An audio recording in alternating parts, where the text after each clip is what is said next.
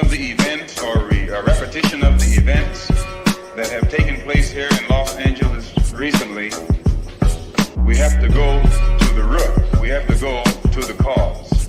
Dealing with the condition itself is not enough. Dear Mr. Massa, I'm just trying to mind my own business. What's the matter? It's just another day, another black king captured. I'm about to lose my brain, stuck inside this ghetto rapture. I got a lot of smoke. If you want it, you can have it. They want a hat trick, but this is black girl magic. Ain't talking about the kind that'll make you disappear, but I'm talking about the power of the melanin within. Ain't looking for trouble, but I'ma say this one time. I put two dukes up if you try to touch mine. We still want justice for Samir and Trayvon. You say you don't see color, but racism ain't blind. They targeting little kids whose skin look just like mine. So I'm paranoid, it's a war zone outside. And I'm a black queen, so if you ask me to step out of my car, you gon' have to snatch me. Cause I ain't going no damn well. Had to spend my whole life living unfair. Ancestors got my back and they right here. You can never understand, it's a nightmare. Living in my black shoes by the black rules. You can keep your handshake, I don't dap coon. The white man to go nuts if he cash you. But you all on his side like a damn fool. Make it make sense. We are oppressed. Queen. We are exploited. We are downtrodden. Make it make We are sense. denied not only civil rights, but even human rights. Ahmadiyyah. So the only way we're going to get some of this Ahmadiyyah. oppression and exploitation Queen. away from us or aside from us is come together Queen. against the common enemy. Who taught you to hate the texture of your Ahmadiyyah. hair? Who taught you to hate the color of your skin? Ahmadiyyah. Parents, pay attention to the books, the school system, even to your little children. Lies mixed with wisdom. His skin too bright, so he was blind to the prison. My skin just right, so I collide with division. You trying to pray to God, but we tired of religion. No savior saving, we got to save our savings. We used to pay miss, how we gon' make the slave rich? But who's to blame, and tell me why you complaining? We need a team effort just to rule the nation. Like a bad relationship, missing communication. We missing moderation. They're trying to get a poison to my population. No reparations, I'm getting tired of Satan. We are oppressed. Queen. I'm getting tired of waiting. We are downtrodden. Queen. We are denied not only civil rights, but even human rights. Ahmadiyyah. So the only way we're going to get some of this Ahmadiyyah. oppression and exploitation. Queen.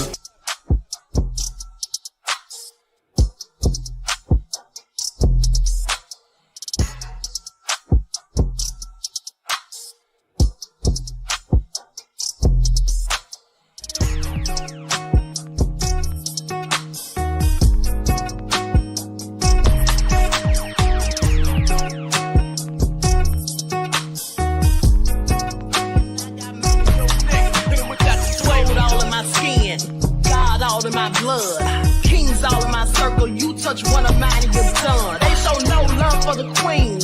Why you hating on me? Is it cause I'm free and I got Malcolm X in my jeans? I got dreams like King Luther, shed blood like Kunsa. You ain't here for my people, I ain't got nothing to say to ya. I want all the smoke like hookah. Talking reparations. America won't be great until they give us compensation. I'm like, I'm the hottest right now. See a bunch of lames out here trying to jock on my style. They be doing too much.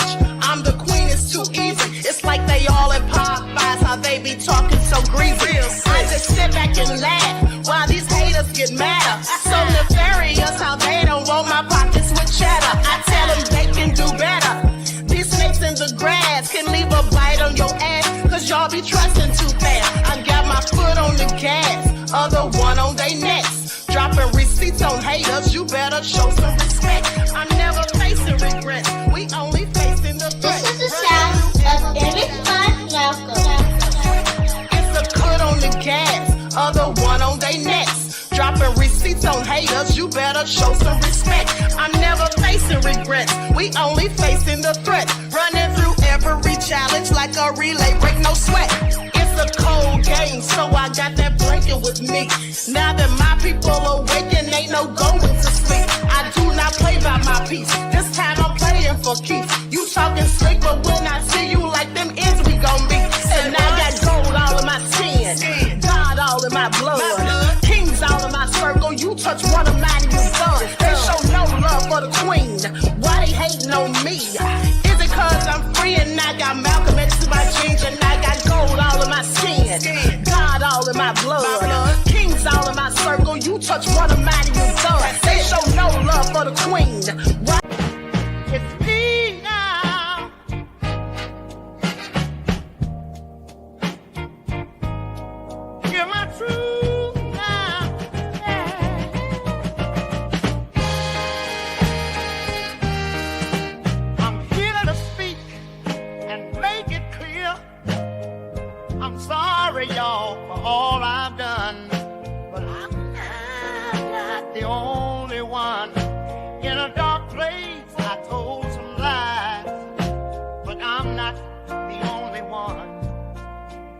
We all got secrets under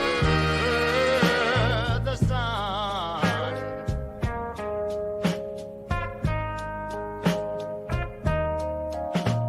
In the shadows, we played the game.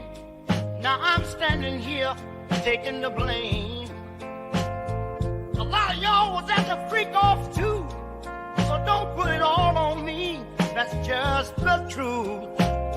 I've been up and down this road trying to find my peace. Confessions of a man without a release. Oh, now, hey. In the mirror, I saw the truth hiding in plain view. I'm coming clean now, this burden to undo. We were all there dancing shadows in the night, acting wrong when we knew what was right. But deep inside, there's more you must see. In this room of mirrors, it's not just me. I walk this path with heavy chains, trying to shed those sins, erase the stains. I've seen the highs and the crushing lows, fading in the spotlight. That's how it goes.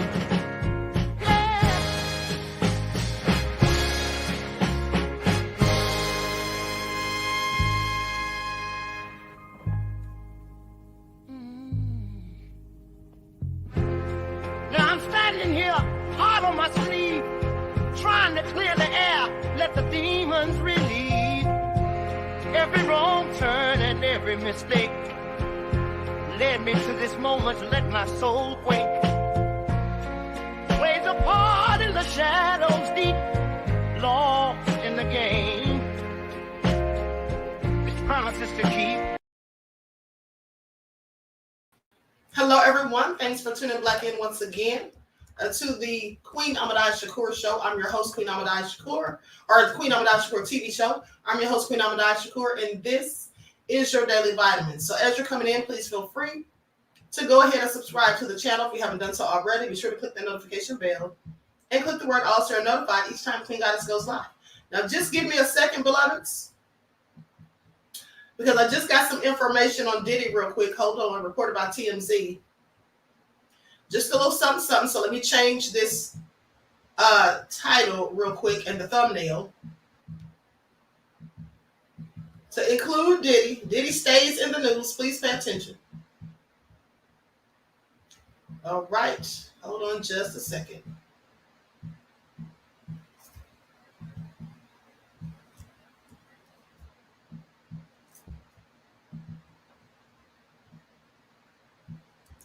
Almost done.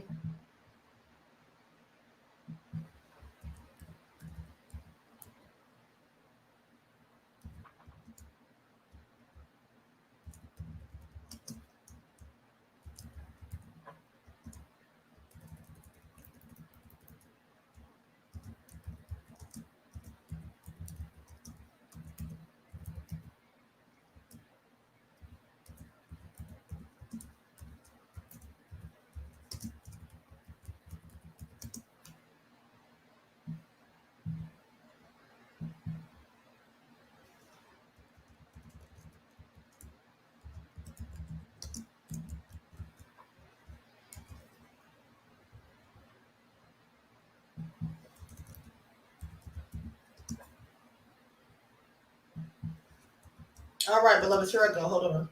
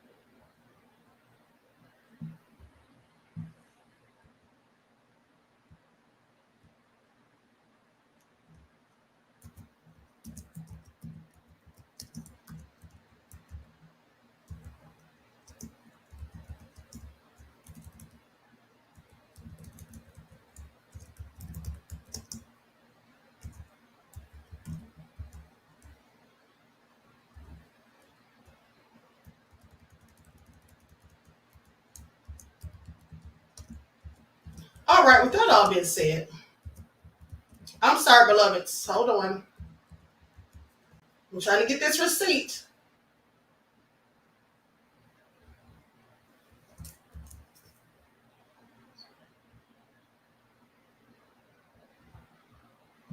All right, there we go. All right, I'm done. I'm done. So with that all being said, let's get into it. Everyone, please get those likes up. Thank you so much. Now let's talk about Diddy. It looks like Diddy's going broke. He's out here selling all sorts of stuff. Please pay attention. Please pay attention. So let me just pull this up real quick.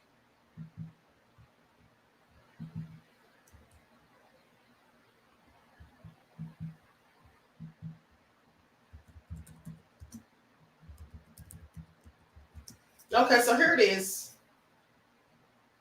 Let me send this to my email. Shout out to Desmond for sending me this. Right in the nick of time, or else I'd be having to do a whole nother video about it. Please pay attention. All right. Please pay attention. Okay, here we go. Let me just pull up this email real quick. All right, so here it is. It says, Diddy says so long. LA mansion. He's selling it for $70 million after the raid. So Diddy is ready to pack up and leave LA because we've learned that he's trying to sell his Holmby Hills mansion for a hefty price. Honey, Diddy better not be trying to leave the country, pull a whole Russell Simmons. Now, sources with direct knowledge tell TMZ the embattled rap mogul is trying to sell the house off market for way more than he paid. Diddy plunked down $40 million for the house back in 2014, and we're told that he wants around $70 million now. Our sources say that's a real stretch. Now, the house has some recent really bad memories. And as we reported, Homeland Security raided the mansion in March and ransacked the place as agents tore out electronics and other items pursuant to search for evidence of human trafficking and other crimes. Well, now they go on to say,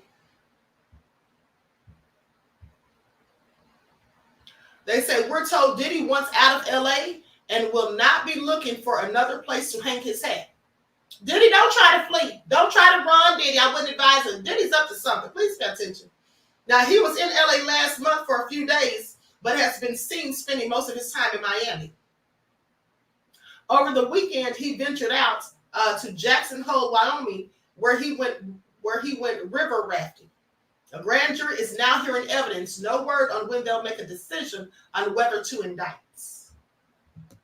This is all nefarious. This is all nefarious. Now, what do you all think about this? What do y'all think? Is Diddy trying to head for the hills? Is Diddy trying to get up out of Dodge? I have a whole lot of questions. What do you guys say? What do you guys say about all of this? I find it very interesting, quite frankly.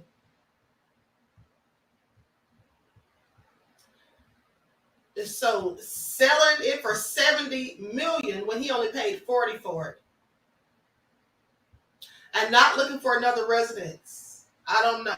Maybe he just needs the money, because I know he needs the money. Just think about it. These attorneys that he has working for him around the clock, okay, on these civil cases, and not to mention he already knows that he's facing criminal charges very soon. So one just has to wonder, is his money running low? I'm pretty sure that it is, okay? I'm pretty sure that it is. And at the end of the day, I don't think Diddy had all the money that some people thought he had anyway. So that all being said, likes up, everyone please like and share. And now while I'm thinking about it, since we're on the subject of Diddy, I'm going to go ahead and show you all that clip that I was podcast. Okay, hold on. Yeah, I'm going to go ahead and show that clip. Let me go to the timestamp real quick. Okay, here we go.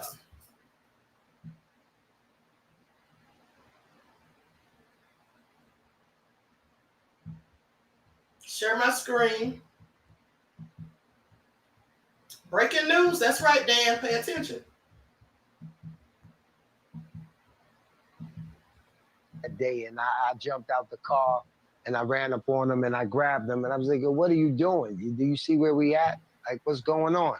And he got inside the car once I grabbed him up and he realized the way he was at. But some of the damage was done already, and I put her inside the car too.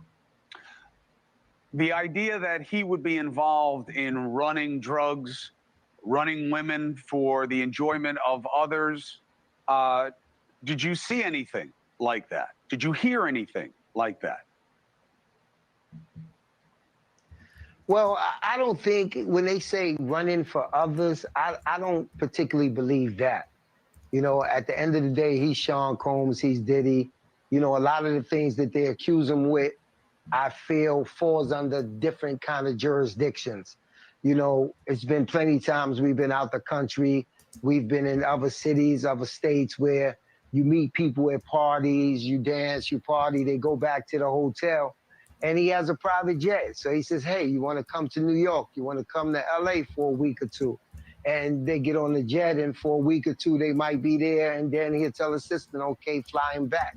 If that falls under sex trafficking, then yes. But as far as like physically sex trafficking and making someone go somewhere, I don't believe that to be true. That's the allegation. Cassidy makes that allegation in part also, what she refers to as a freak-off, which is where Combs would make her have sex with other men.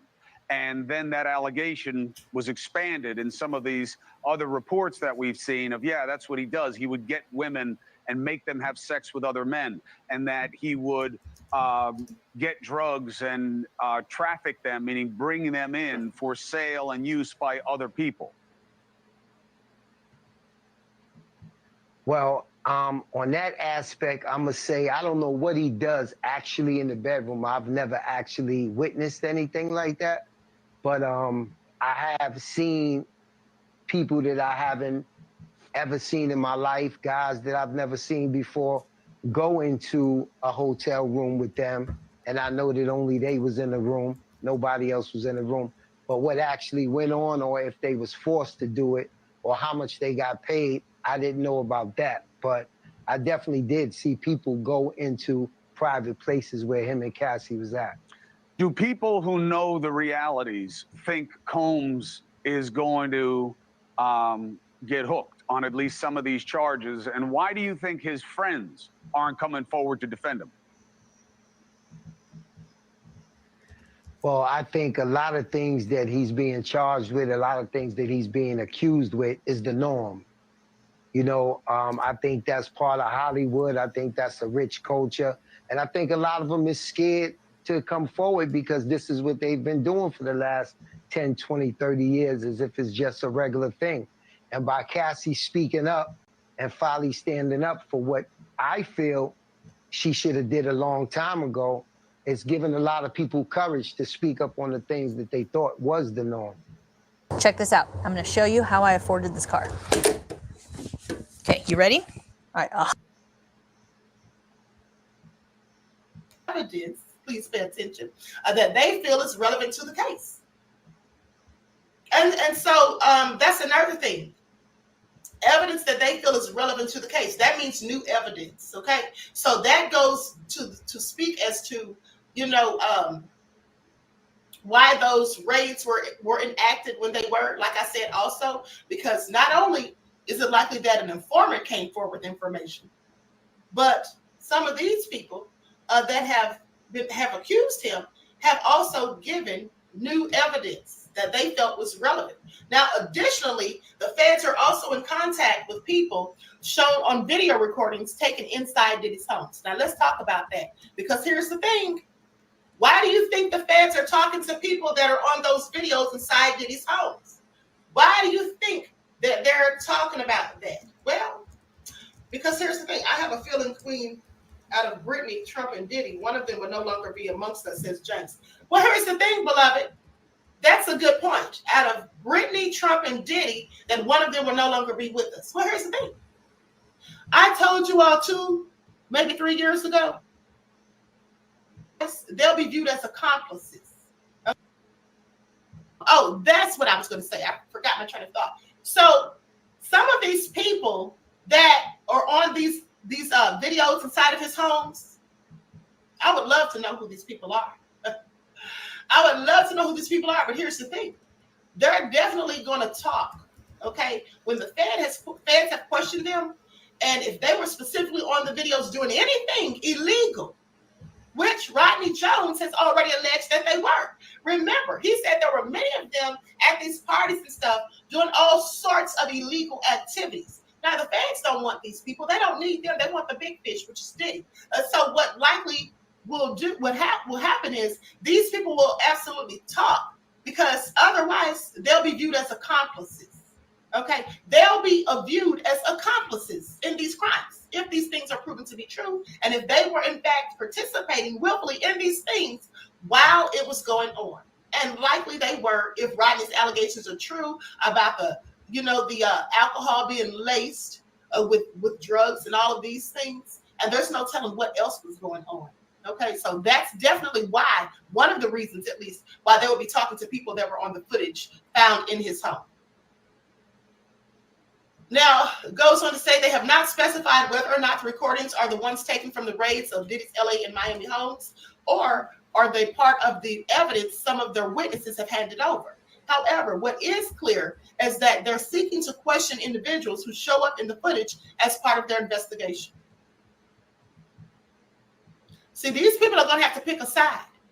You see, a lot of people are being silent right now. A lot of people didn't want to speak out. They didn't want to say anything. They wanted to just, hope that this would just pass without them being called into question. But that's not the case. Remember, I already told you how Ashton Kutcher was spooked. Ashton Kutcher said, Okay, that's enough of that. That's enough of that. Truth Brown said, Diddy getting ready to join Russell. I wouldn't be surprised. Okay, he's up to something. Please pay attention. He is clearly up to something.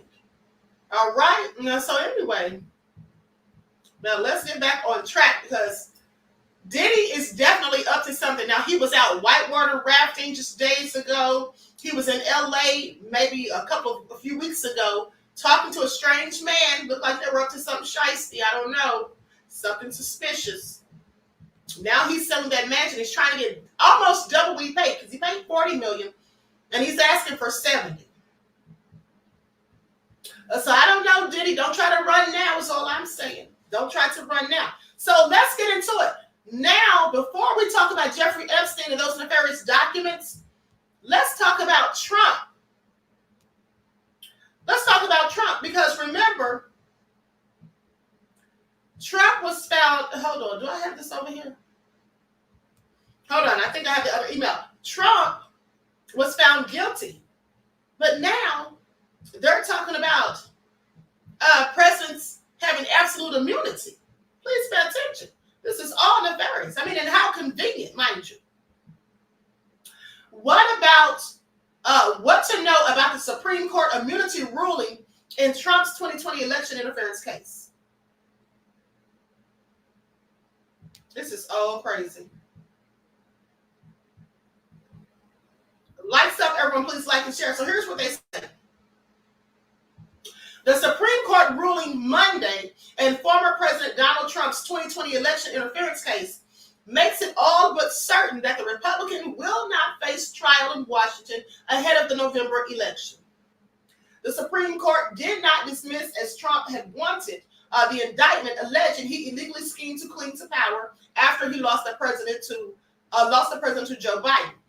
But the ruling still amounts to a major victory for the presumptive Republican presidential nominee, whose legal strategy has focused on delaying the proceedings until after the election.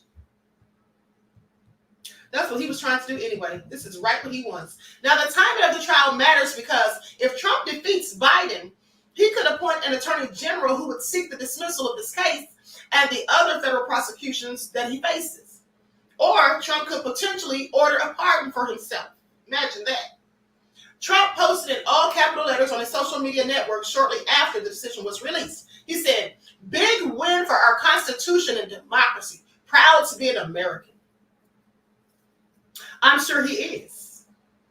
Now, in remarks Monday evening, Biden said the court had done a terrible disservice to the American people, who he says deserve to know the outcome of the case before they head to the polls.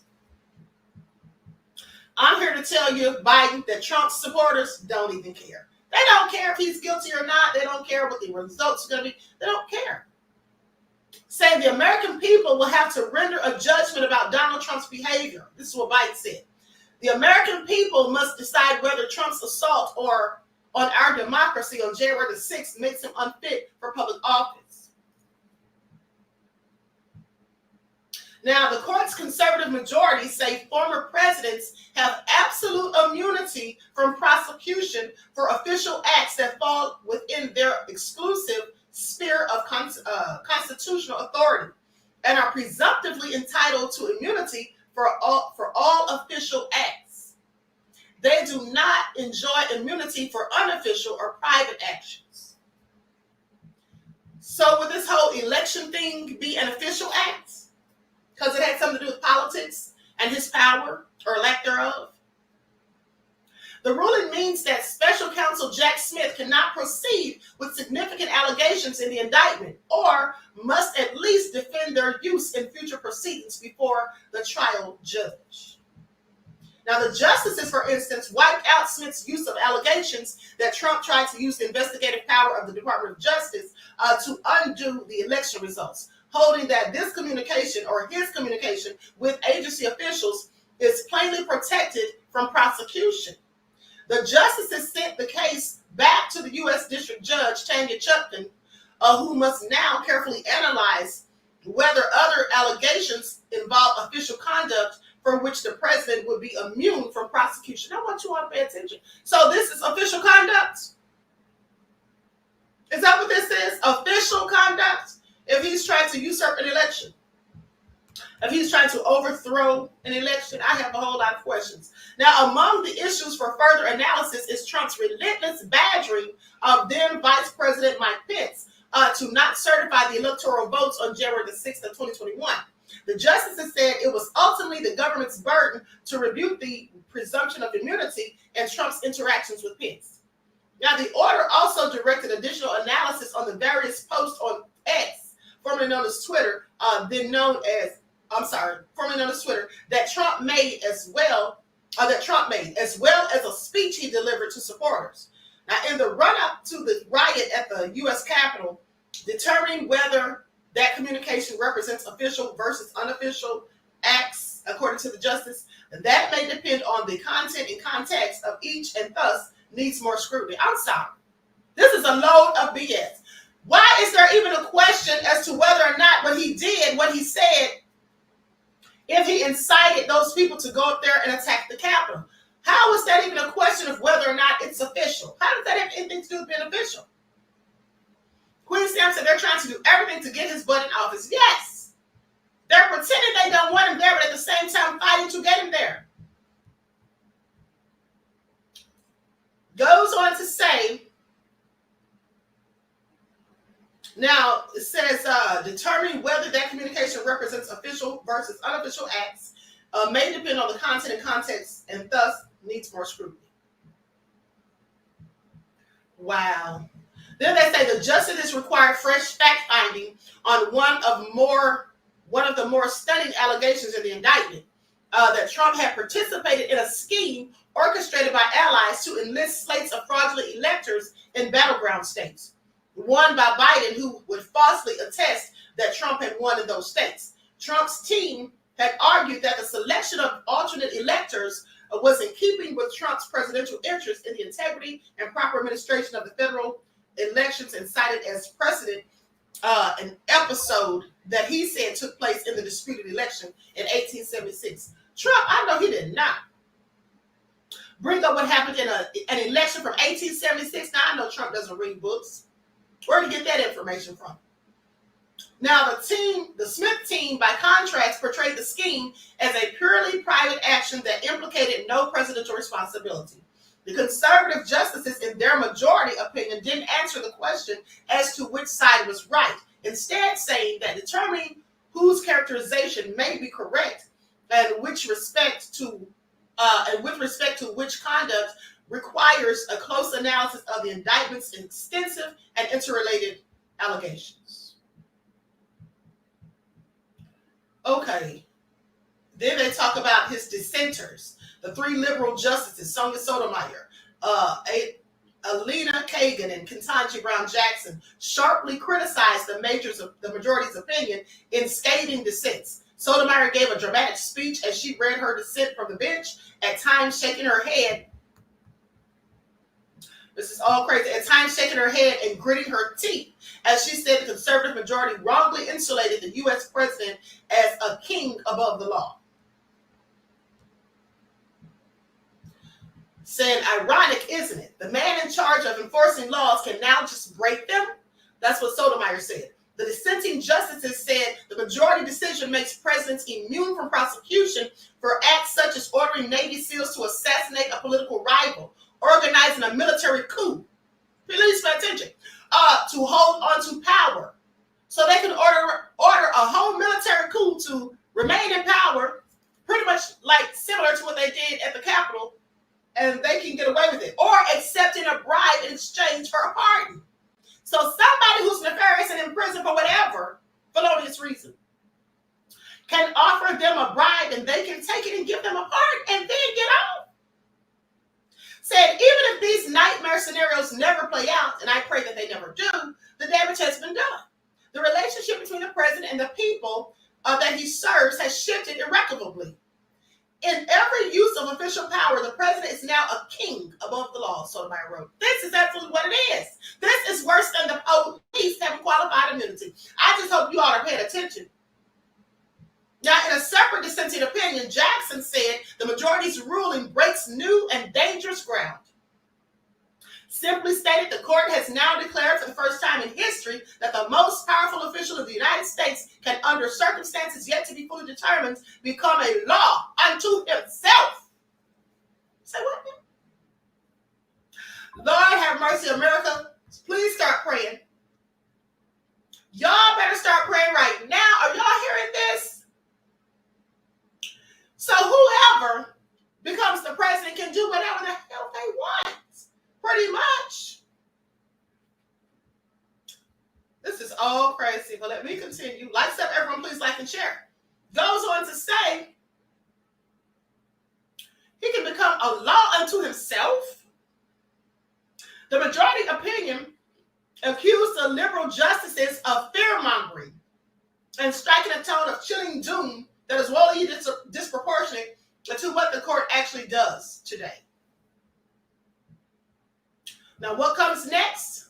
The case will go back to Chutkan. The trial was supposed to have begun in March, but the case has been on hold since December to allow Trump to pursue his appeal. Chutkan had indicated that at that time she would likely give the two sides at least 3 months to get ready for the trial once the case returns to her court. That had left the door open to the case potentially going to trial before the election if the Supreme Court, like the lower courts, had ruled that Trump was not immune from prosecution. But the Supreme Court's ruling that Chutkan must conduct further analysis is expected to tie the case up for months with legal wrangling over whether the actions in the indictment were official or unofficial. Wow. So now let's talk about his other cases, what they say. Trump was convicted in May of 34 felony counts in his hush money trial in New York and is scheduled to be sentenced on July the 11th. Now, the falsifying business records charges are punishable by up to 4 years behind bars, but there's no guarantee Trump will get prison time. Other possibilities include fines or probation. So basically slaps on the wrist. It seems almost certain that Trump's two other criminal cases will not go to trial before the election. And this is all on purpose, of course. It's absolutely all on purpose. Now they're saying, I'm sorry, I'm eating a peppermint.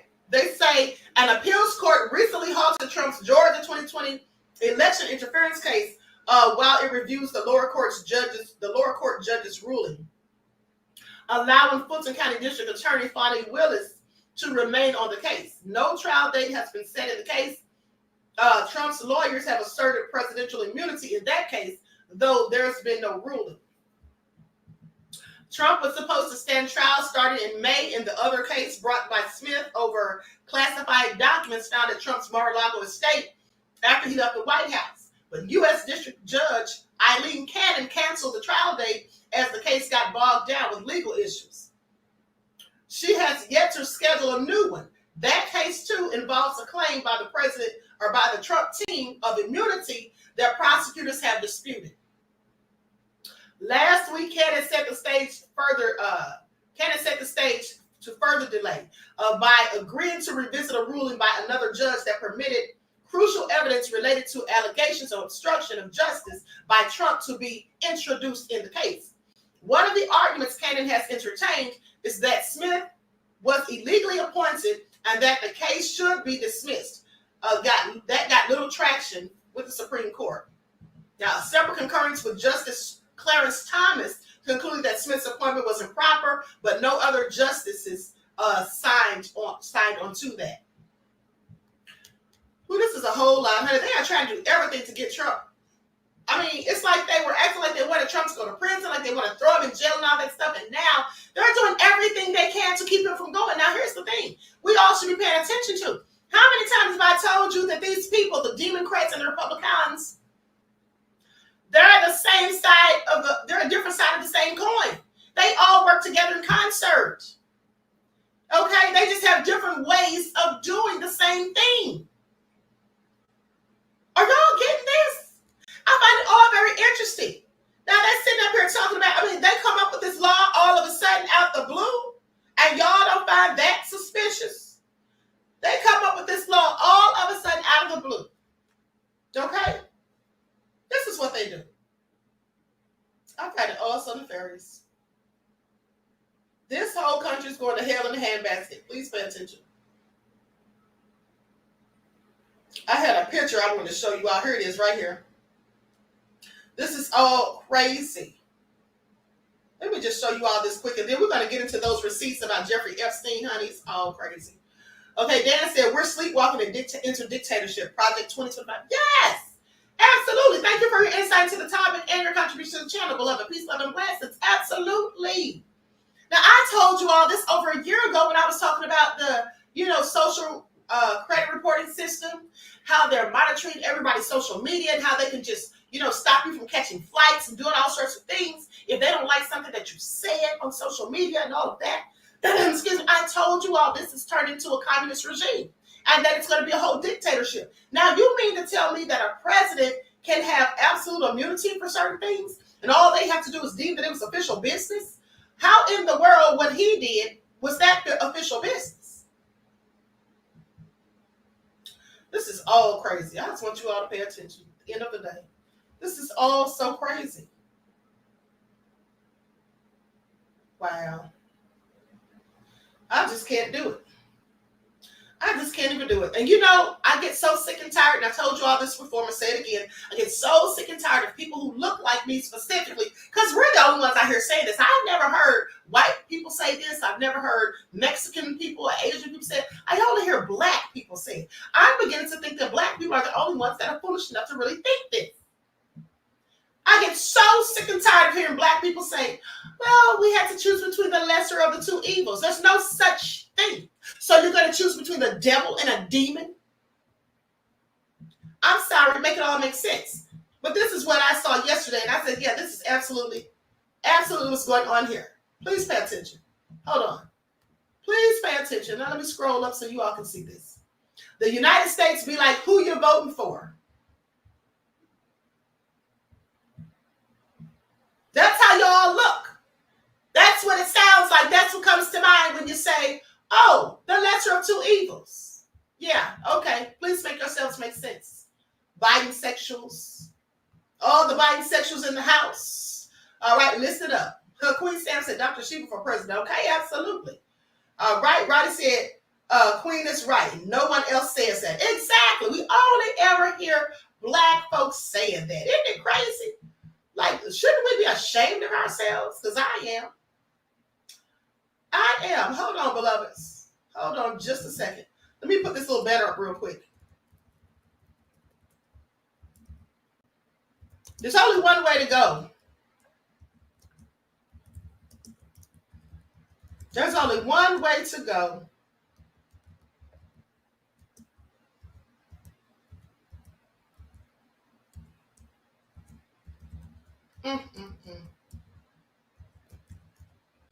Okay, so now let's get into it.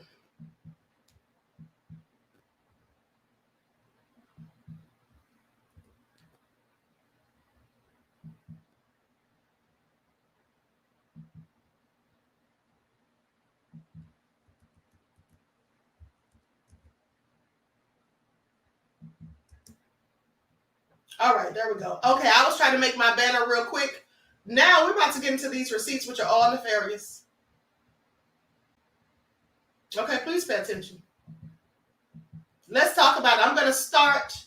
I'm not going to read all of them because, like I told you, they're like over 100 and 140 some pages, the ones that I have. Okay, so I'm going to share my screen.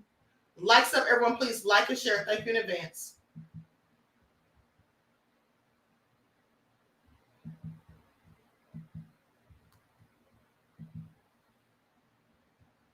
All right. Let's get ready to get into it. Put my spectacles on.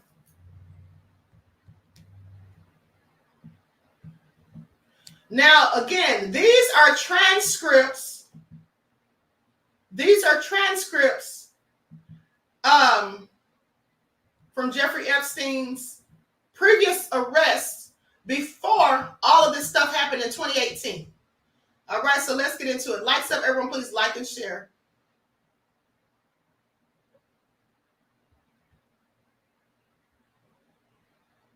Okay, let's start right here.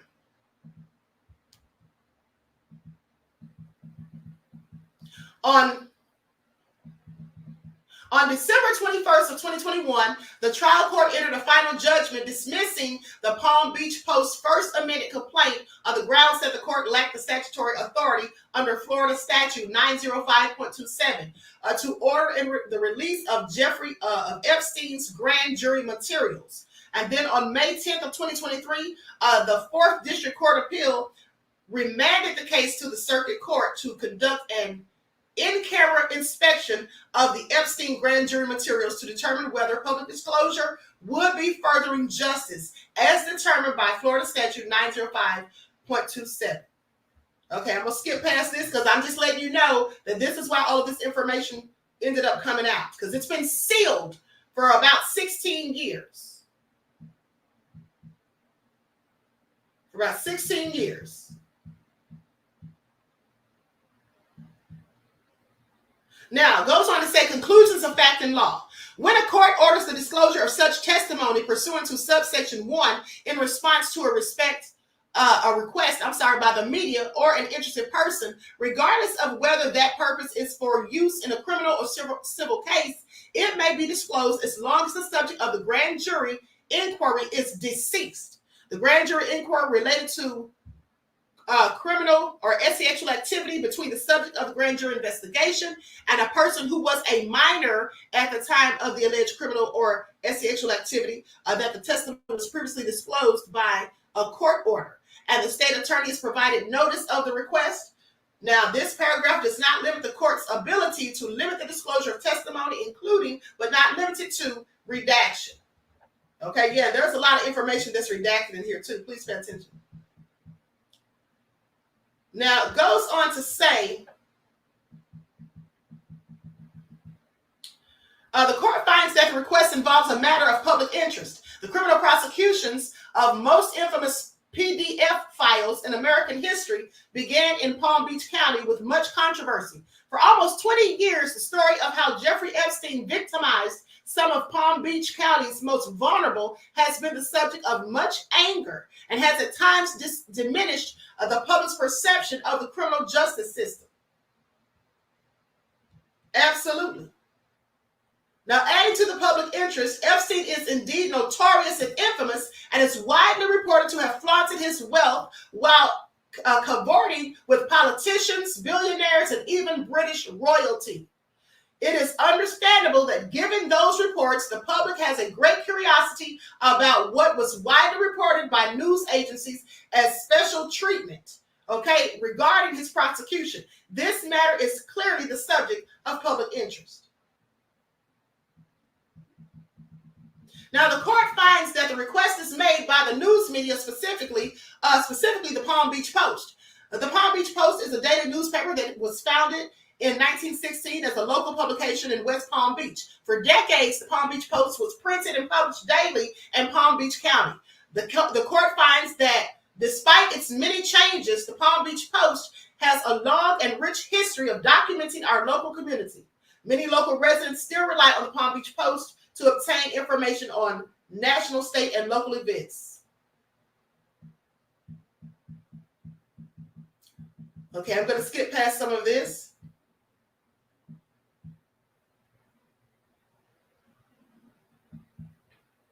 Okay, so tragically, the record reveals that Epstein used children to find more victims. The record also shows that some of the children knew the type of people they could be exposed to and the infamous nature of such notable people. Now, the court also notes the testimony was previously disclosed to law enforcement agencies. Furthermore, the state attorney was properly noticed and long ago withdrew any objections to release the records, and early on even did his best to disclose the information in his office's possession without delay via an internet portal. As a result, he was eventually dropped as a named party in this action after much inconvenience and expense.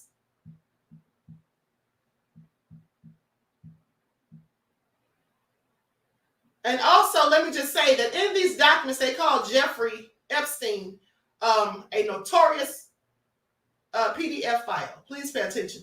Now, I'm going to go to page 30 and start from there, and then I'll skip around to some different places that I notated last night when I was reading through this. Likes up, everyone. Please like and share. Thank you in advance.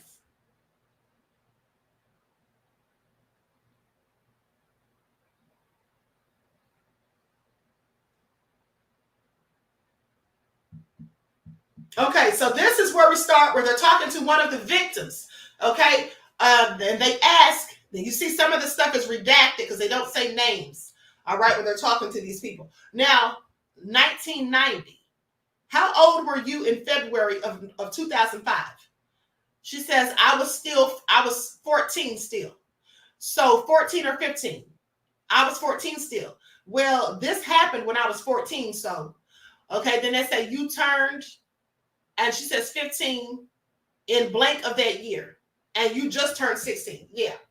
Okay, so now I'm going to skip past all of this because I just want you all to know that this is a person who was 14 years old when Jeffrey Epstein started his foolishness, when she first was introduced to him. All right, 14 years old.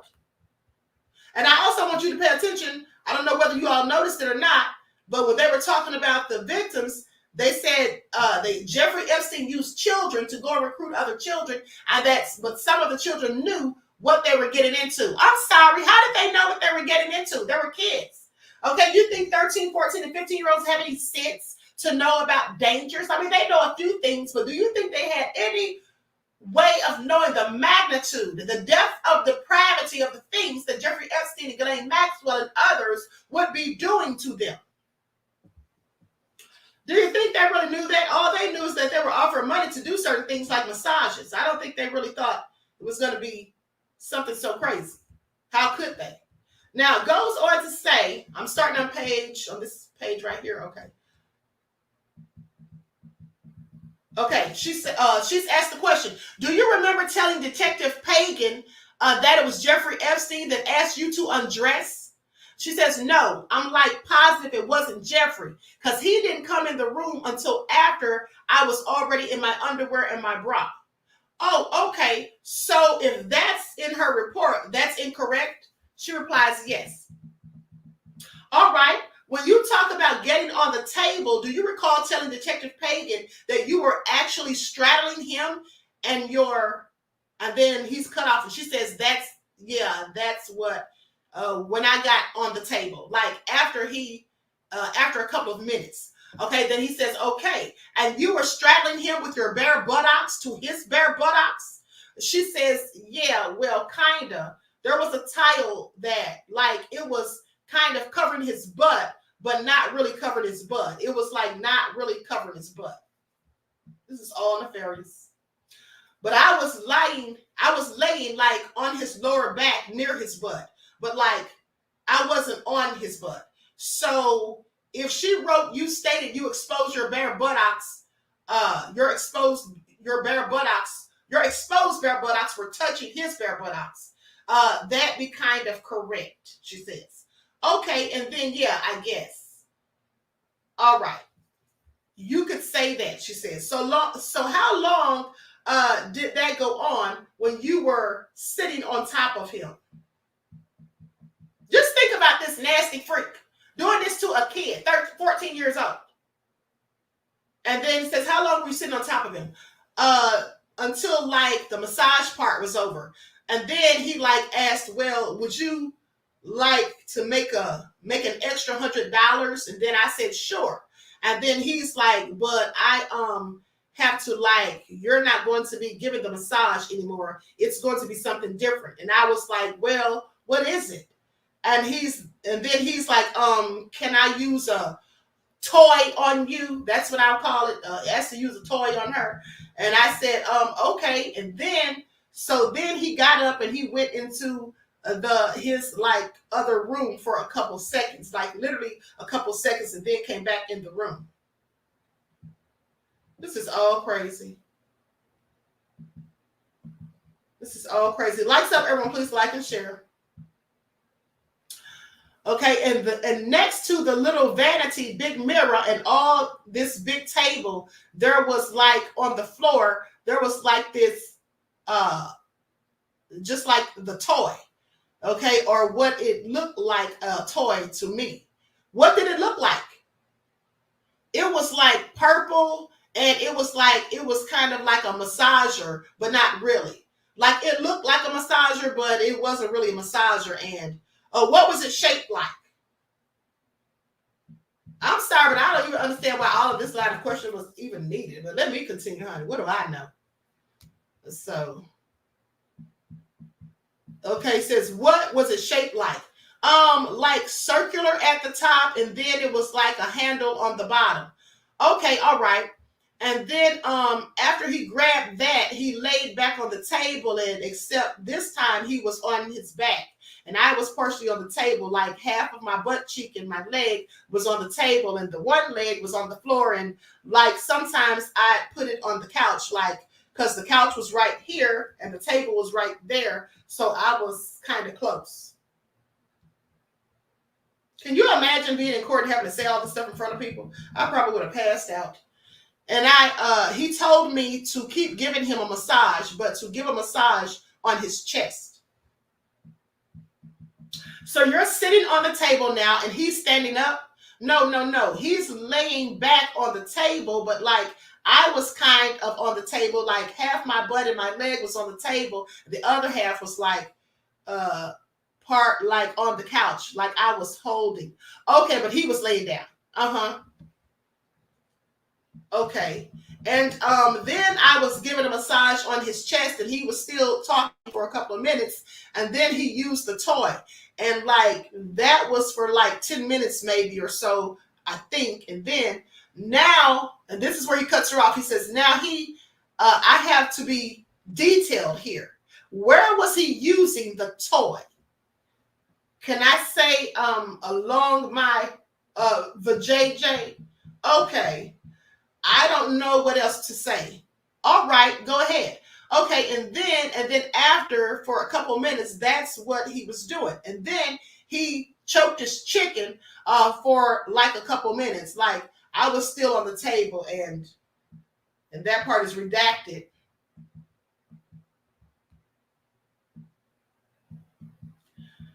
Okay, told me that if he does that, then you have to get more money, because that's like he gives you extra money if he chokes his chicken off anyways. Because I guess it's some like his And they say indiscernible, so they couldn't really tell what you said. Okay, so I'm going to skip past this. This is all crazy, as you can see. Okay, hold on. Skip down just a little bit more. Hold on. And Blake had told you that before. Mm-hmm. She told me that like that the night that I like had this whole conversation with her, and she told me about it. Okay, so she just didn't tell you you were going for a massage. She told you that you might have to take your clothes off. No, she didn't tell me that I would have to take my clothes off, but she said that if he chokes his chicken in front of you, then you can get more money. Okay, so when he offered you the extra $100, you had a pretty good idea of what was coming next. Yeah. Okay, and when you say choked his chicken, what do you mean? He put his hand on his cucumber and started going up and down kind of fast. Okay, could you see his cucumber at that point?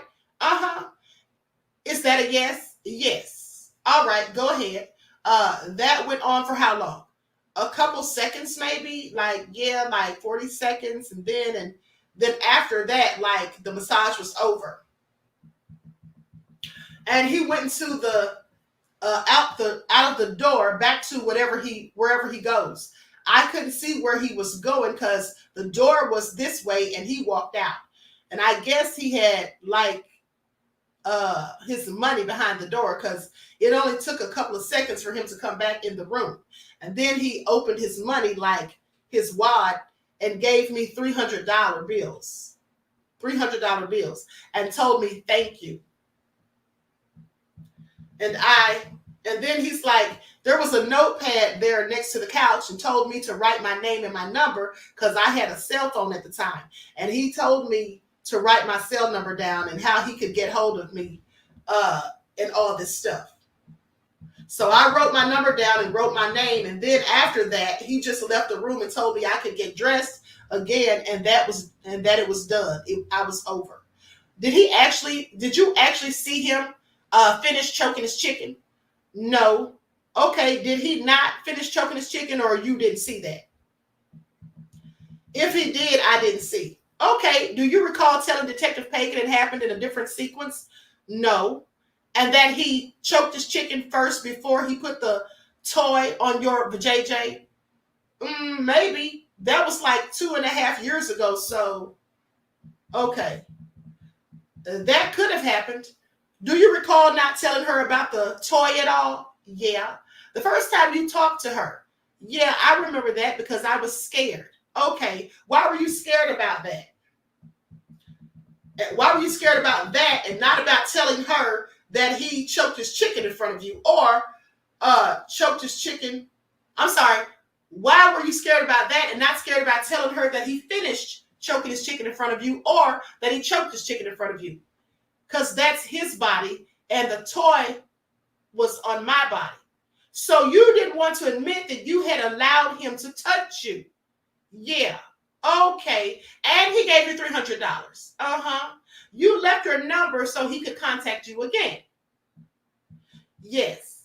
Okay. When he left the room, what happened? You got dressed. Did he take you downstairs? You go downstairs by yourself? I just went downstairs by myself. Who was down there? Was Blank standing? Was Blank still down there? The Blank was there and the other girl was there and the assistant lady, she might have been there, but I don't know. I can't remember. But after that, we left. Like, they didn't do anything. They didn't. She got money, but she didn't do anything. Who? Who is she? Blank did. Oh, okay. Do you know how much money Blank got? I think it was $300 too. $300 too. Okay, or maybe 200, 300. Do you know what that was for? No, at the time, I thought maybe she did something with somebody else in the house. But then I was like thinking there was only Jeffrey and the lady there. Like, I didn't think anything of it. And but did you learn that she got money for bringing you there? Yeah, I kind of figured that when I got back home. Like, I was thinking about it for a while, and I realized, well, it's probably because she brought me. Okay, did you discuss with Blake what happened up in that room? Yes. Then when we got in the back in her truck, at first we were all like, oh, let's go spend our money. Then she was like, oh, what happened? What did you do? How much money did you get? And I was like, I got $300. And I was like, I was excited, $300. And then she was like, you got 300? What did you have to do with him? And then I told him or her what I did. And then she's like, oh yeah, I've done that too, blah, blah.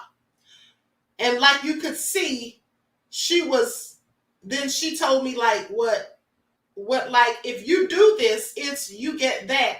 If you do this and then get that. And she was telling me like all this stuff.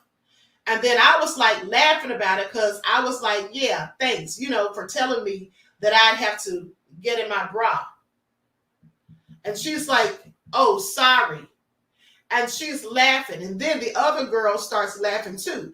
And then we all laughed together. And then we went to TJ Maxx and she got a purse. And I didn't spend any of my money. I kept it I wanted to spend it, but I didn't want to spend it at TJ Maxx.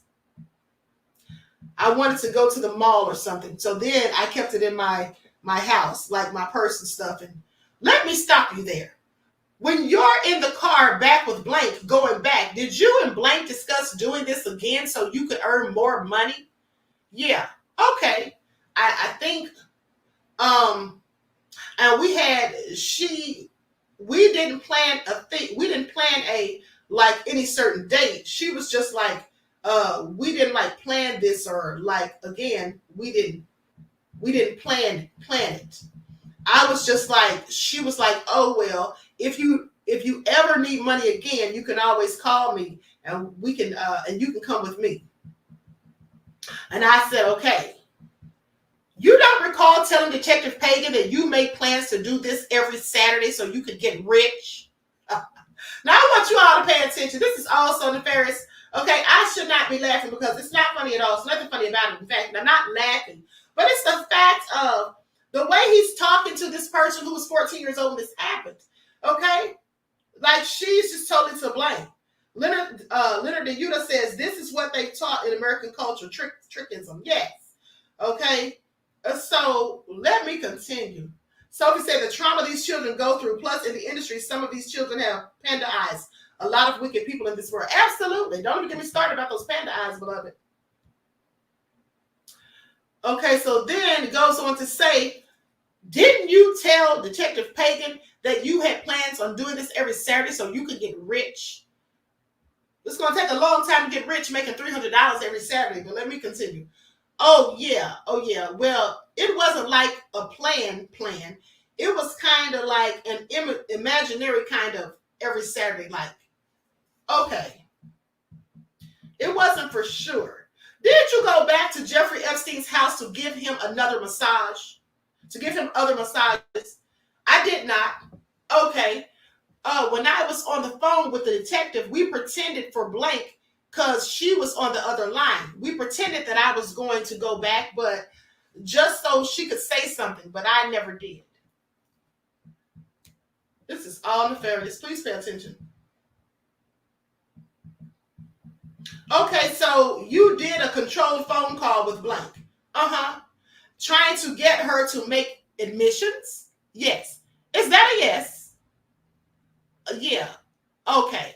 All right. Was there another reason you sort of didn't go back? That some people might have found out about it or were talking about you? Yeah, that's what I was going to get to. At school, I had like my best friend, and I told her in dance class, because that's my first period. That was my first period class. And like right when I got back to school, I had $300 in my purse with me. And I told her, like, if you ever want to make $300, you can come with me and blank will take you. And I didn't say her name. I said, like, my friend will take you. And all you have to do is give him a massage and stuff. And I told her what he did. I didn't tell her everything. I didn't tell her the toy part. I just left that out. But I told her everything else. And she kind of laughed and giggled, and she's like, okay, I'll keep that in mind. And then who was this person that you told? Blank and blank. Well, she was in the conversation, but she's like, didn't say anything to anybody. Blank. She didn't say anything at first until everybody else found out. And then, well, after I told blank, the rest of the days goes by, and she was telling people and like telling everybody in school. And then I was like, I saw her in my gym class that same day, and I just confronted her. I was like, well, why are you telling people? And that's kind of my business. And I kind of told you to be nice and not to like go around telling people. You're supposed to be my best friend. And then she just laughed about it. So then we got into an altercation in the gym room. Was that a fight? Yes. You had a fight. We got into a fight, and that's when I had to go to the principal's office, and blank told why she got in the fight with me, and I told her why, why we got in a fight, and at first we both kind of lied about why, or I did, and then I was just told the principal she was spreading rumors about me, and then blank I guess told the principal why, like for real. And so then the principal, when I had to go into the room, she was like, let me see in your purse. And I said, why? And she's like, asked me if I had any money. And I said, no, I don't have any money on me. And then she said, like, you don't have to lie. You're not going to be in trouble. Give me your purse. And then I gave her my purse, and she found the $300, and she asked me how I got it. And I said, I work at blank, because at the time I really did work at blank. And why did you lie to the assistant principal? Because I didn't think it was like any of her business, like why we were arguing or anything. And I thought, why would I tell on myself if she doesn't really know anything yet? But then she really did know, because blank told her. And then after she took my purse and she looked at the $300, and she didn't believe what I said, like, at all. And I just kept lying and like saying, no, I got it from blank, my work. And then she said, you don't have to lie. I know what happened. And she called my stepmom, and my stepmom came to the school, and my stepmom said, like, you didn't get $300 from your paycheck, you're lying. And then that's when like, I don't know, everything kind of came out. And then you didn't tell your parents at first, so you did lie to them too. I said I was doing drugs and I was dealing with them. Like, I made up any kind of lie. I didn't want to tell them what happened. Did there come a time when Detective Pagan got some messages on your phone from blank? Well,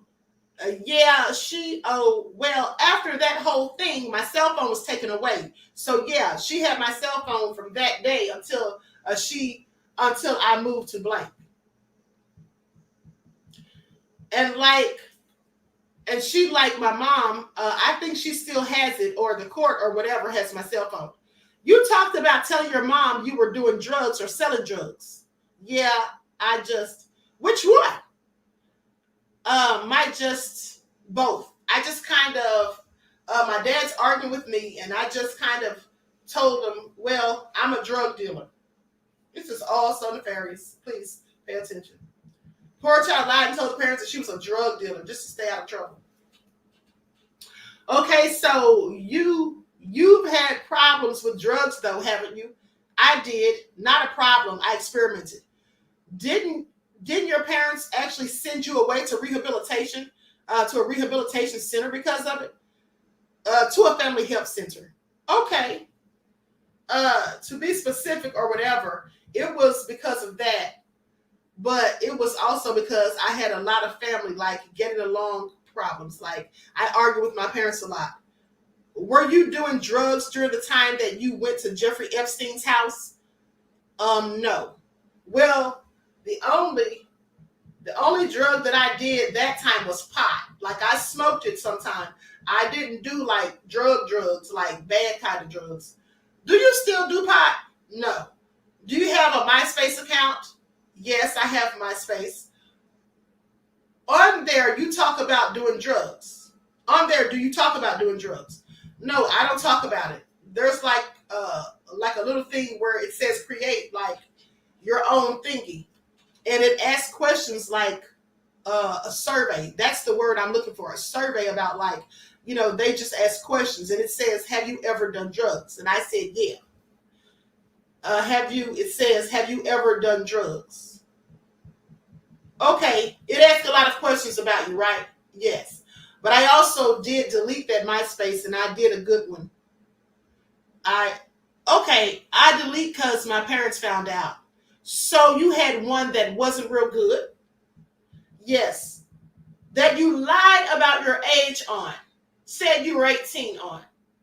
No, I didn't say I was 18. This your account? No. Here with blank, female 18 years old, lives in blank. Yes, but I didn't do this one. All mines have like cool things in the back. Like mine, I would never make an ugly one. Blank, do you have more? Yeah. You're a blank. You're a blank. Yeah. And I have that X, like those exact same things on my old one. It had like, not in what it says about me in that little sentence. Okay. I didn't make that. So when you're talking about that survey you answered, it says your choice of alcohol and you put beer. Yeah. Do you drink beer at parties? Okay, it says you have 4 piercings. Not anymore. Now I used to have my belly button pierced. It takes you to have to be 18 in the state of Florida to have body piercings other than your ears. How? My dad. How did you get those? My dad took me to get my belly button pierced for my 14th birthday because like everybody was getting one, so I begged for it. And then I just got my nose pierced. So did you have to provide identification for your nose just to prove or just prove you were 18? No, my dad let me. Your dad. Okay. So you didn't have false identification at the time? No. Okay, so you said yes to drinking and smoking pot. Yeah. There's a question. Do you shoplift? I'm sorry. Are you all hearing this? Am I the only one that found this quite frankly nefarious? What do you all think about this line of questioning? Now he's asking her about shoplifting. I mean, he's really trying to bring down her character. Okay, see, Zasadi says, trying to discredit kids for appearances, discussing attorney. Okay, exactly. It's absolutely crazy. But let me continue. Now he says, there's a question. Do you shoplift? Do you recall what you put for that? I did. When did you shoplift? Like, yeah, a couple of times. Did you recall putting lots of times on your site? Maybe. This was a long time ago. So, okay, you reported income of $250,000 as a joke on that site. Yeah, it's a joke. Like all my friends do that because it's kind of funny and random and stupid. Okay, so it's not that you're making money elsewhere. No. Doing similar activity was just kind of stupid. It's like a joke. Okay, did you ever make arrangements with blank to go back to Jeffrey Epstein's house in April of 2005? Not when I was with her. Maybe on a phone conversation like with that detective, but not ever when I was with her. Did you ever talk to Blank about going back in April of 2005? I really don't think so. Okay, all right. At this point, I'm going to ask the grand jurors if they have any questions for you. Okay. Okay, so the grand jury starts asking. A juror says, where do you live now? The witness says, I live in blank. The juror says, where? The witness says blank. The juror says, did you say that before you lived up in blank? The witness says, yes, I moved to blank in July with my mother. Miss Belohovic, your mother, your stepmother and father sent you up there to get away from the activities down here. They're asking the question. The witness says, I moved with my mom. I moved with my mom. When I was with my dad, like after this all happened, my mom and my dad were arguing, and I didn't like my dad anymore. I just felt like living back with mom, so I moved with my mom. That's when I went to the family center, like Blake is what it's called. And then after that, my mom had planned on moving to Blake. She's been planning for like 2 years before any of this happened. And they finally found a house in Blake. So we moved, and I moved with them. A juror says, do you have any idea deep down inside of you that what you're doing is wrong? The witness says, yeah, I did. Juror says, oh, do you? Have you? The witness says, the juror says, have you set the goals to not do it anymore? The witness says, yes, I haven't talked to any of those people since that day. A juror says, and you're well aware that what you're doing to your own reputation. The witness says, yes, I do. Miss Belohovic says, you're aware that you committed a crime. The witness says, now I am. I didn't know it was a crime when I was doing it. Like I didn't know. Now I guess it's prostitution or something like that. Miss Belohovic, any other questions? And the juror says, one more. You said you worked at blank. You were 14. You were working at blank. The witness says, yeah, in blank. That's when they first let you work when you're 14. A juror says, okay, now you're living back now with your father in the meantime. The witness gives an inaudible response. Miss Belohovic asks, anybody else in the front row? Second row, yes, sir. A juror says, you kept saying Jeffrey's assistant. Do you know her name? The witness says, no. I know that she was blonde-haired and she was tall and skinny. I don't remember her name. Juror says, okay. Miss Belohovic says, yes, sir, in the back row. Juror says, yes. Miss Blake, did you ever go back to Mr. Epstein's on your own? Witness says, no, sir, I didn't. A juror says, did he ever contact you with your cell phone, your cell number, or your cell phone? He never called you? The witness says, no, because I got my phone taken away. Like, the juror says, did you?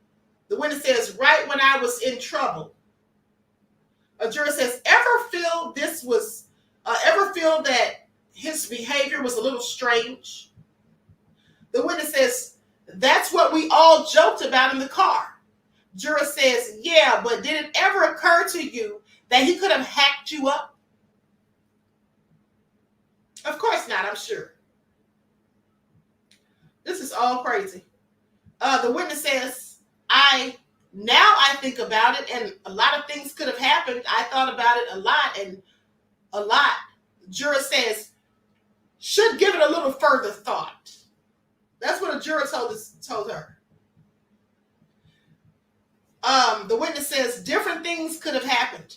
Now, Miss Belohovic asked any other questions for Miss Blank. All right, thanks very much. The witness says thank you. All right, so now she's able to leave. Now, Detective Ricari, let's go back to the investigation before you took over. Detective Pagan, there is a mention in her report of trash pools. What's a trash pool?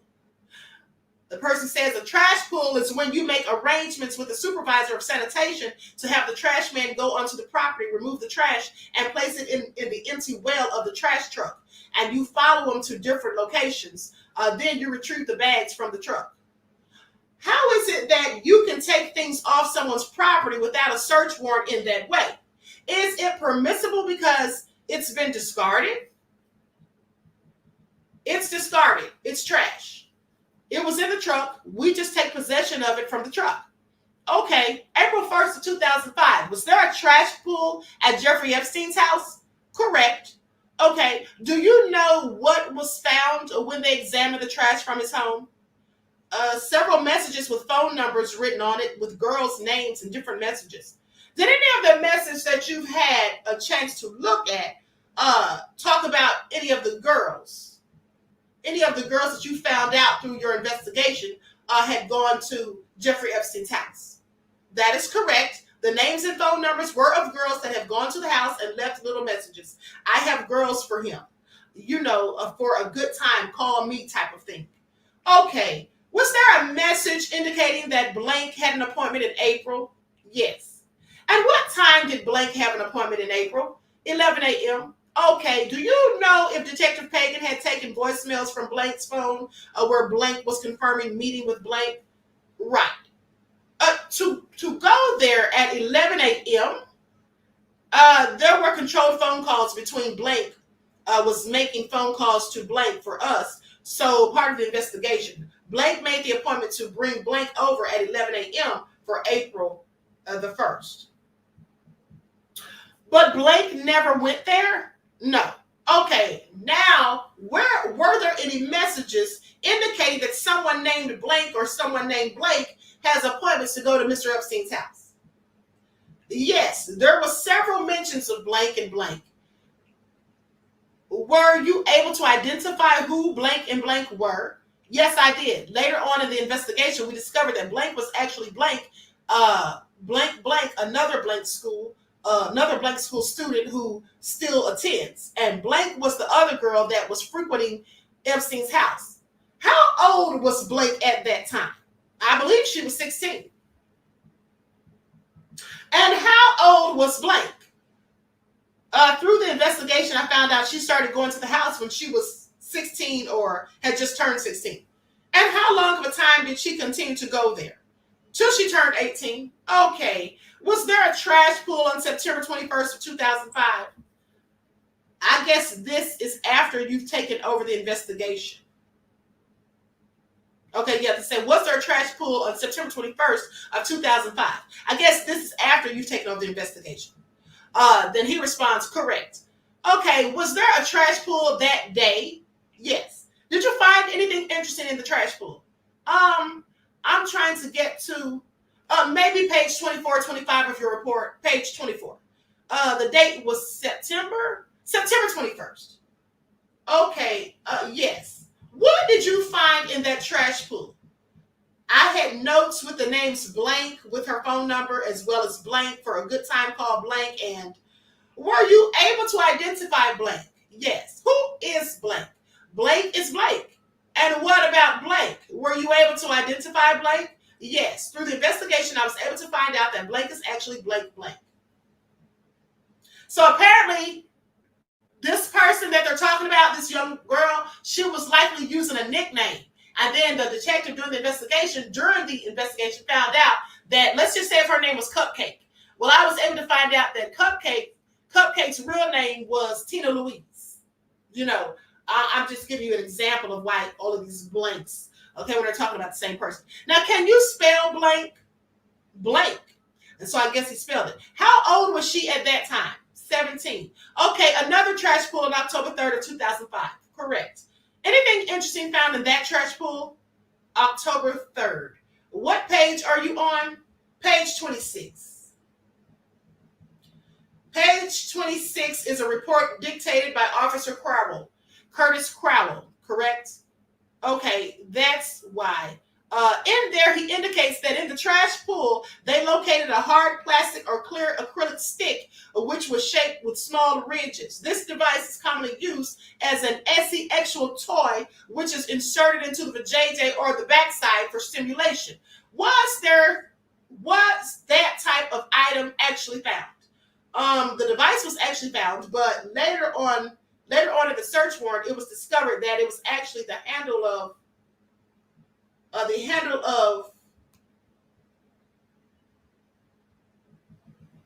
okay, looks like he didn't finish that part. The handle of for the silverware, for forks and knives. Okay, so it wasn't something you would call a V toy or a D toy. Right? Sounds like Waldo. Okay, that's what it sounds like. No. Okay. It appears that way to him, but you were able to confirm later that it was not. Right. Okay. All right. So you are aware from your investigation and talking to Detective Pagan that Blake said she was initiated into going to Jeffrey Epstein's house by someone named Blank Blank. Correct. Were you ever able to talk to Blank? Yes, I did. When was that? October 3rd of 2005. Where did this take place? Sergeant Frick and I went to her house out in Blank, knocked on the door and asked her to come back to the station for further questioning, referencing this investigation. How old was she then? Or how old was Blank? Blank had just graduated from Blank High School. Okay, was she a minor at the time or an adult? Do you recall? Well, at the time, she would have been an adult at the time of the interview. When you talked to her, did she talk to you that day at the house? No, she came back with us to the police department for further questioning. She was uncomfortable talking at her house. Now he's asking, she was uncomfortable talking at her house. She told you she wanted to do it somewhere else or elsewhere. No, I wanted to go over documents that I didn't have with me with her. Okay. So when did she come to the police department? The same day. What did Blank tell you? During a sworn take statement, she stated that she became in contact with Mr. Jeffrey Epstein when she was 17. When she was approached by a friend with an opportunity to make money. She was taken to the Epstein's residence. She was told that she would have to provide a massage and make $200. She was taken to the house. She was introduced to Epstein's assistant by the name of Sarah. Sarah then would escort her upstairs, prepare the room for the massage by putting out the ointments and the different oils. Mr. Epstein came into the room. He demanded she remove her clothing.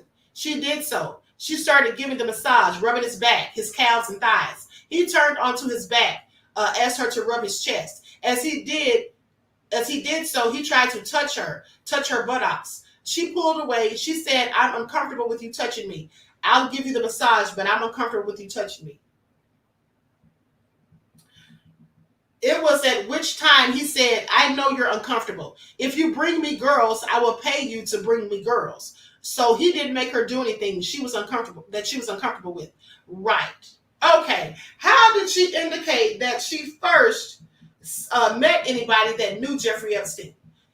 She was approached by one of her friends in Blank by the name of Blank, unknown last name. You never able to determine who Blank was, who actually took her to Epstein's house and introduced her into the household. Okay, were you able to determine the approximate date when she met this Blank who took her to Epstein's house? Sometime when she turned 17, she told me. Okay, so she was 17 when she first went there. Mm-hmm. All right, when he talked to her about bringing other girls to him, since she's uncomfortable, what was her response to him? She agreed to bring the girls to him, and he told her the younger, the better. Also sick. She brought a 23-year-old to massage him, and he told her that she was too old and he wanted someone younger. Please pay attention. 23 was too young for him. Knowing that she went to blank school, he recommended that she ask her friends. During the statement, she gave me approximately 6 names that she can remember that she took to the house that all went to blank school. Who did Blank tell you she took to the house? Blank, blank, blank, blank, blank, blank, blank, blank. And the 14-year-old victim, blank. Blank. Okay. Did you ask if she told these people what to expect? She told them when she took them to Jeffrey Epstein's house. She explained that all the girls knew what was to be expected. She explained that there was going to be a massage or some possible touching, and you would have to provide the massage either topless or naked. And she told them that she told Blank that. She said that she told all the girls that. Okay, during your conversation with Blank, did she refer to herself as somebody famous? On the ride back to her house, she had stated that she was like the Heidi Fleiss, the Hollywood madam that provided girls to clients. Did Blank, you may have told me this earlier, and I apologize if I didn't hear it, but did Blank undress when she provided the massage? Yes, she provided the massage naked under the direction of not just down to her underwear. No, I believe it was naked. Okay, was there ever any indication of a toy that starts with a V, like Blank described with Blank? No, but she was aware of the V toy. From Blank. A V toy / massager. Okay. Was Blank paid money? Did she tell you for bringing these other girls? Yes. How much money? She was paid approximately $200 for every girl she brought. Just one time per girl, or every time she brought a girl, did she get another $200? Every time she brought a girl, she got $200, even if it was the same girl over and over. Correct. Or he says, even if it was the same girl over and over, he says correct. Okay. All right. You found the card that says for a good time called Blank. You were able to identify her as Blank. Correct. Did you get a statement from Blank? Yes, I did. At that time, Blank was already attending college, and she started Blank.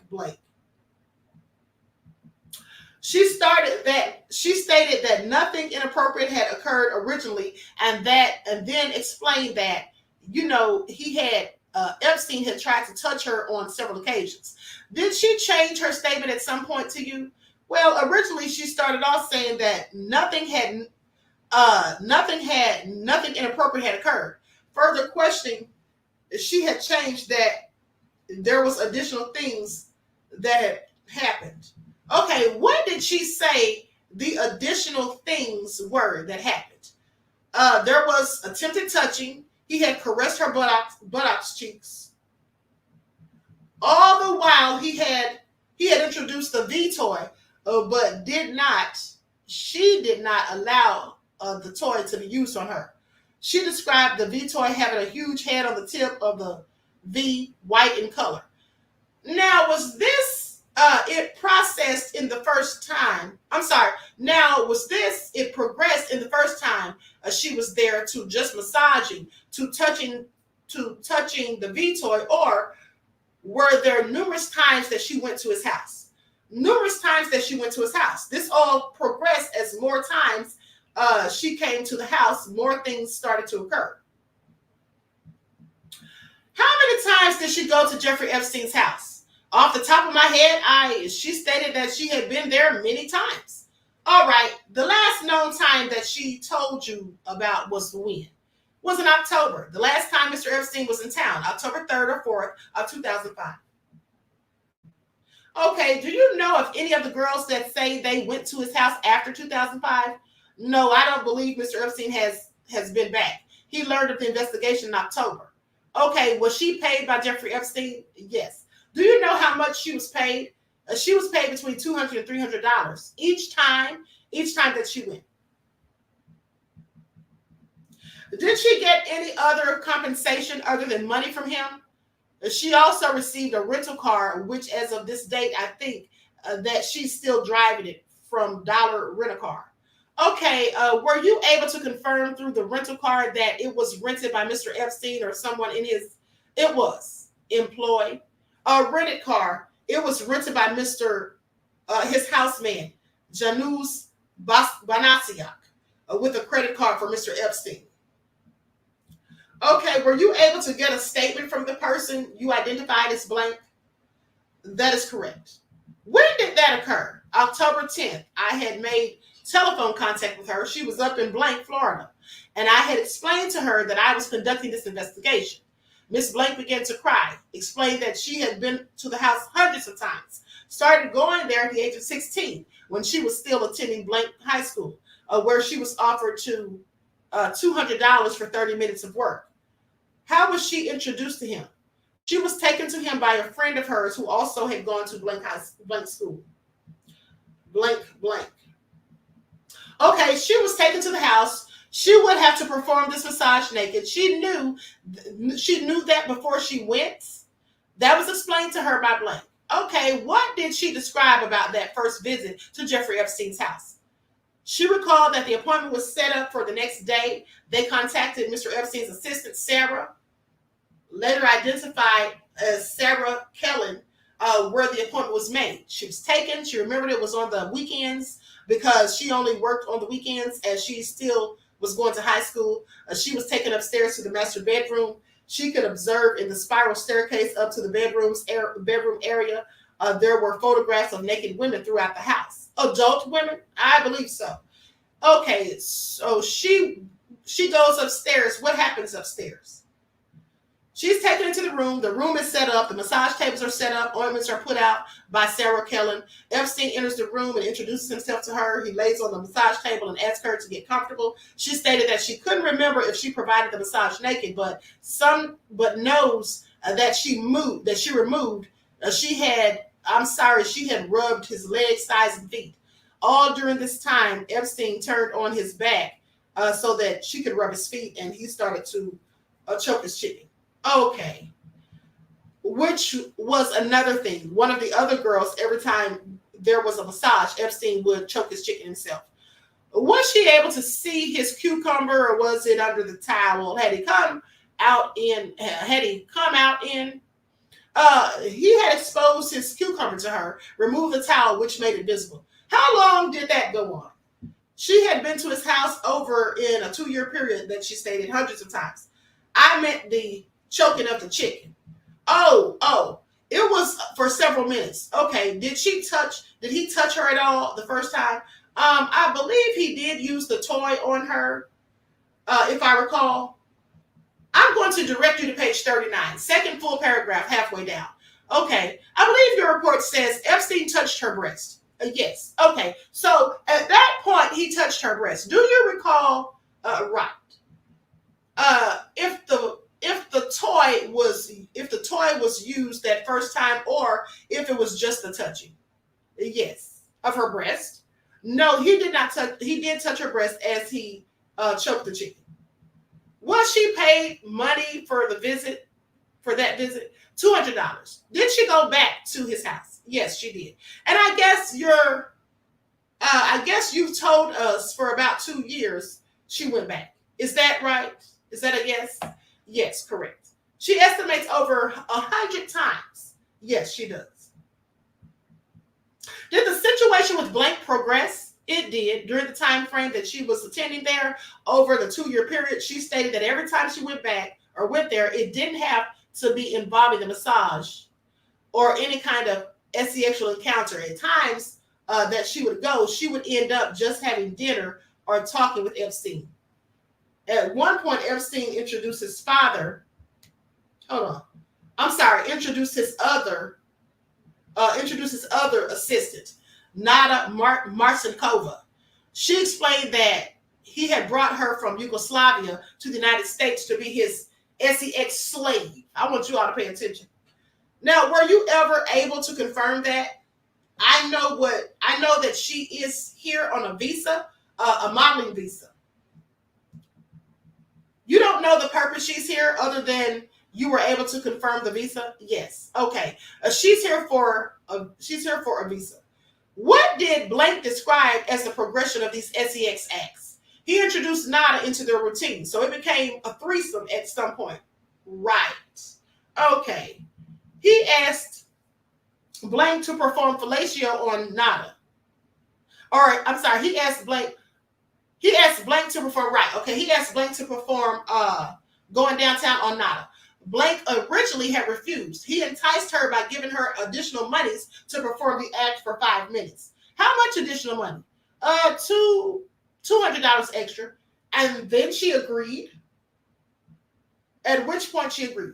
Okay, was it always just the choking of the chicken in front of Blank and the sex acts with Nada, or were there additional acts with Jeffrey Epstein?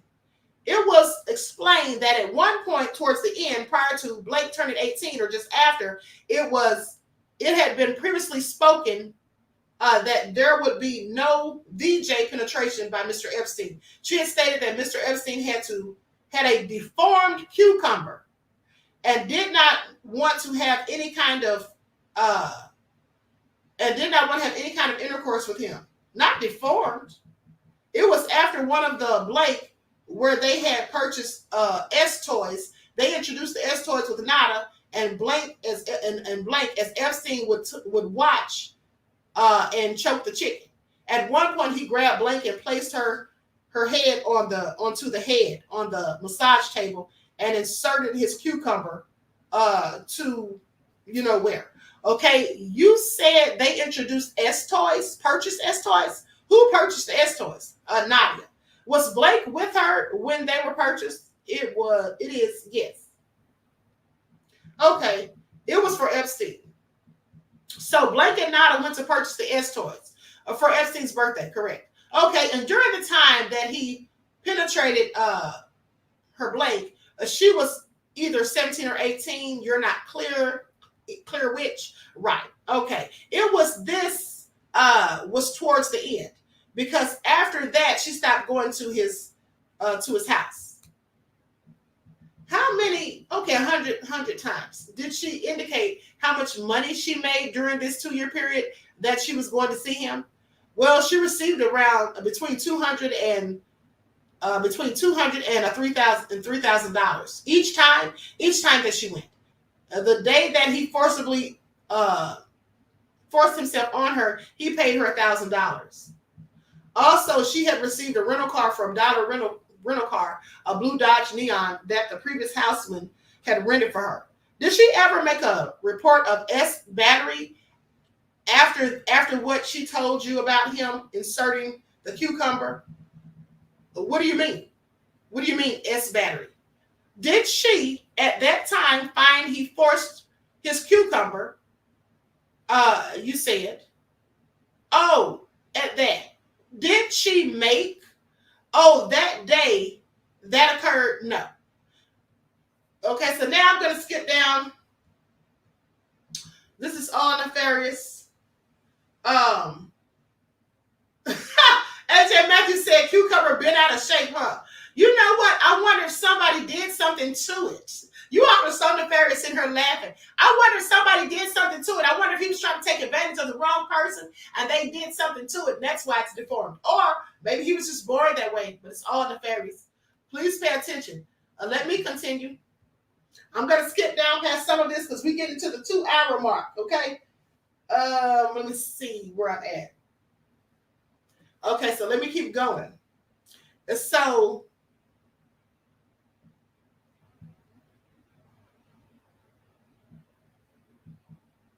okay, here we go. Okay, November 4th, she provided a sworn text statement that she had been taken to Epstein's house by the Blake, a friend from blank school, blank. This same person that took blank, the same person that took blank? Correct. Okay. She was told as well that she would have to provide the massage and would be paid $300 for the massage. How old was she at the time? 17, I believe. Okay, what did she describe happening when she went there the first time? She was taken to the house and introduced to Epstein's assistants, pretty much. Which one? Nada, Consistent, or Sarah? Sarah. Okay, it was pretty much consistent with all the girls. They would be introduced to the assistant, who would then lead her upstairs and prepare the room for the massage in the master bathroom area. She would lay put a blanket over the massage tables and provide the ointments that Mr. Epstein would like to have used. She rubbed his calves in his back area and was paid $300 for her services. Let me tell you all something. You know what? The thing of it is, these people who were his assistants, they should have been arrested too. Okay, we know that Ghislaine Maxwell was punished because she was doing the stuff with him, the trafficking, and she was going out and recruiting these young girls and all of that. But these assistants who willfully set up the massage tables and the oils and all that stuff and who led them upstairs and knew, I'm sure they knew that these girls were too young to be dealing with Jeffrey Epstein, but they didn't say anything either. I just feel like they should have got consequences as well. But let me continue. So she rubbed his calves, his back area, and was paid $300 for her services. Was that a time something went, was that a one-time thing with blank, or did she go back? She stated she had gone back 4 or 5 times. Similar acts each time that she went back, correct. Similar amounts of money each time, it started to escalate. I mean, each time she went, further things started to happen, and it was the same monies they'll provided. Okay, so the S acts became more involved, correct. Okay, she was, what you said, 17, correct. Did she tell Jeff Epstein that she was 17? May have, I believe so. Take a minute and look at your report and see if you can find that there. Okay, she was 16 when she first went to the house. Okay, she was 16, but does she ever tell him she's 16 or 17? No. Did any of the girls ever tell him that they were under 18? Well, he knew that they went to blank school. That was not my question to you, okay? Okay. Did any of the girls ever tell Jeff Epstein that they were under 18? Not to my knowledge. And some of them affirmatively lied and said they were 18 and they were not. Didn't they? Correct. But he was aware that they were going to high school. Correct. Okay, how much money did blank make? $300 for each massage. Was she ever given anything other than cash money? She was also given a Western Union wire from New York for a Christmas bonus. How much was the Christmas bonus? $200. All right. Now, at some point, you spoke with someone named Alfredo Rodriguez, correct? Correct. Who is he? He's a former houseman of Jeffrey Epstein. What did he describe his duties? When he was employed by Mr. Epstein? He was basically everything. He was the butler, the driver, in charge of his security. He was basically the everything for the house. Okay, do it all. He did everything. Right.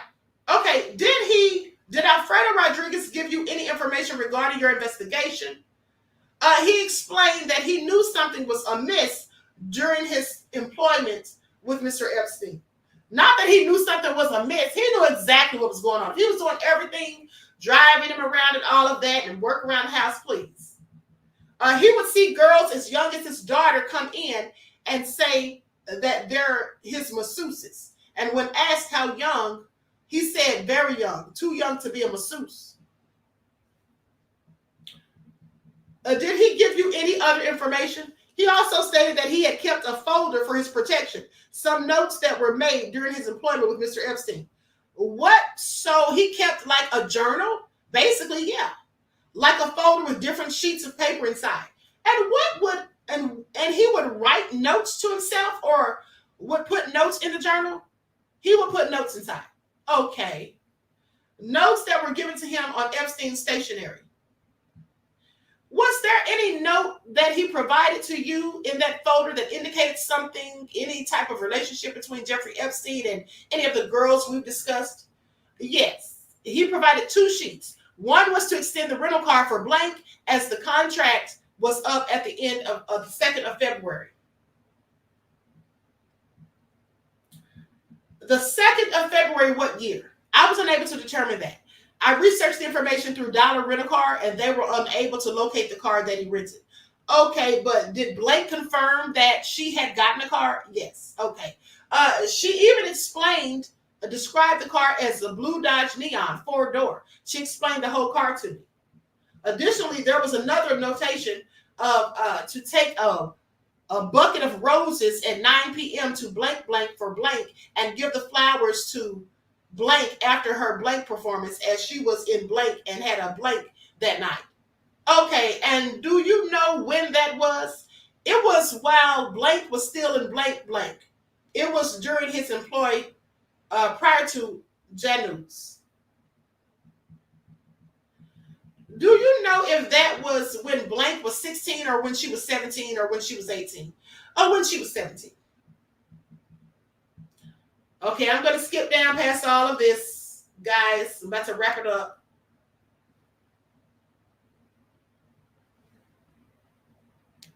I'm going to go down to the end. Towards the end.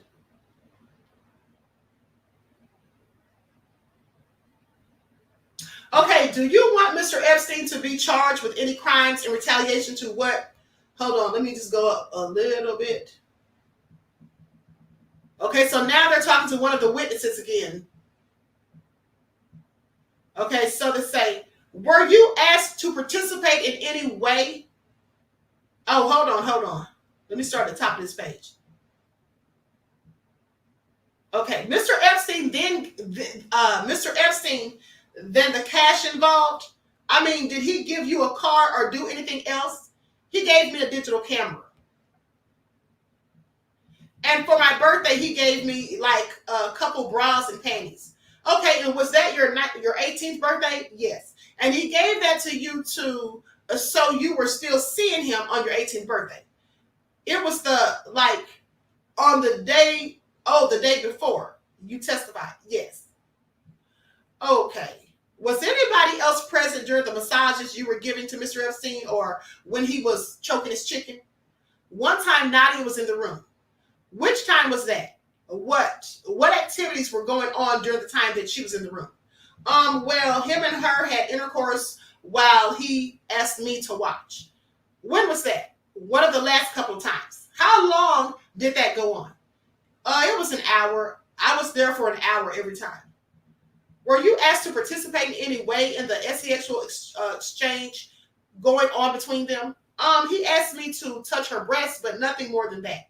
And did you do it? Did you do that? Yes. Okay, and did either of them touch you at all during the time? No. Just 1 second. You appear uncomfortable testifying here today. Yes. Yes. This morning, you first met me when you got here. What did you ask me? If there was any possible way I could not testify. Were you told you wouldn't have to testify? That was my understanding. I expressed that I did not want to, and I was told that I would be contacted later on with more information on that and other subjects. Were you ever contacted? No. Till you got the subpoena from me? Yes. Okay.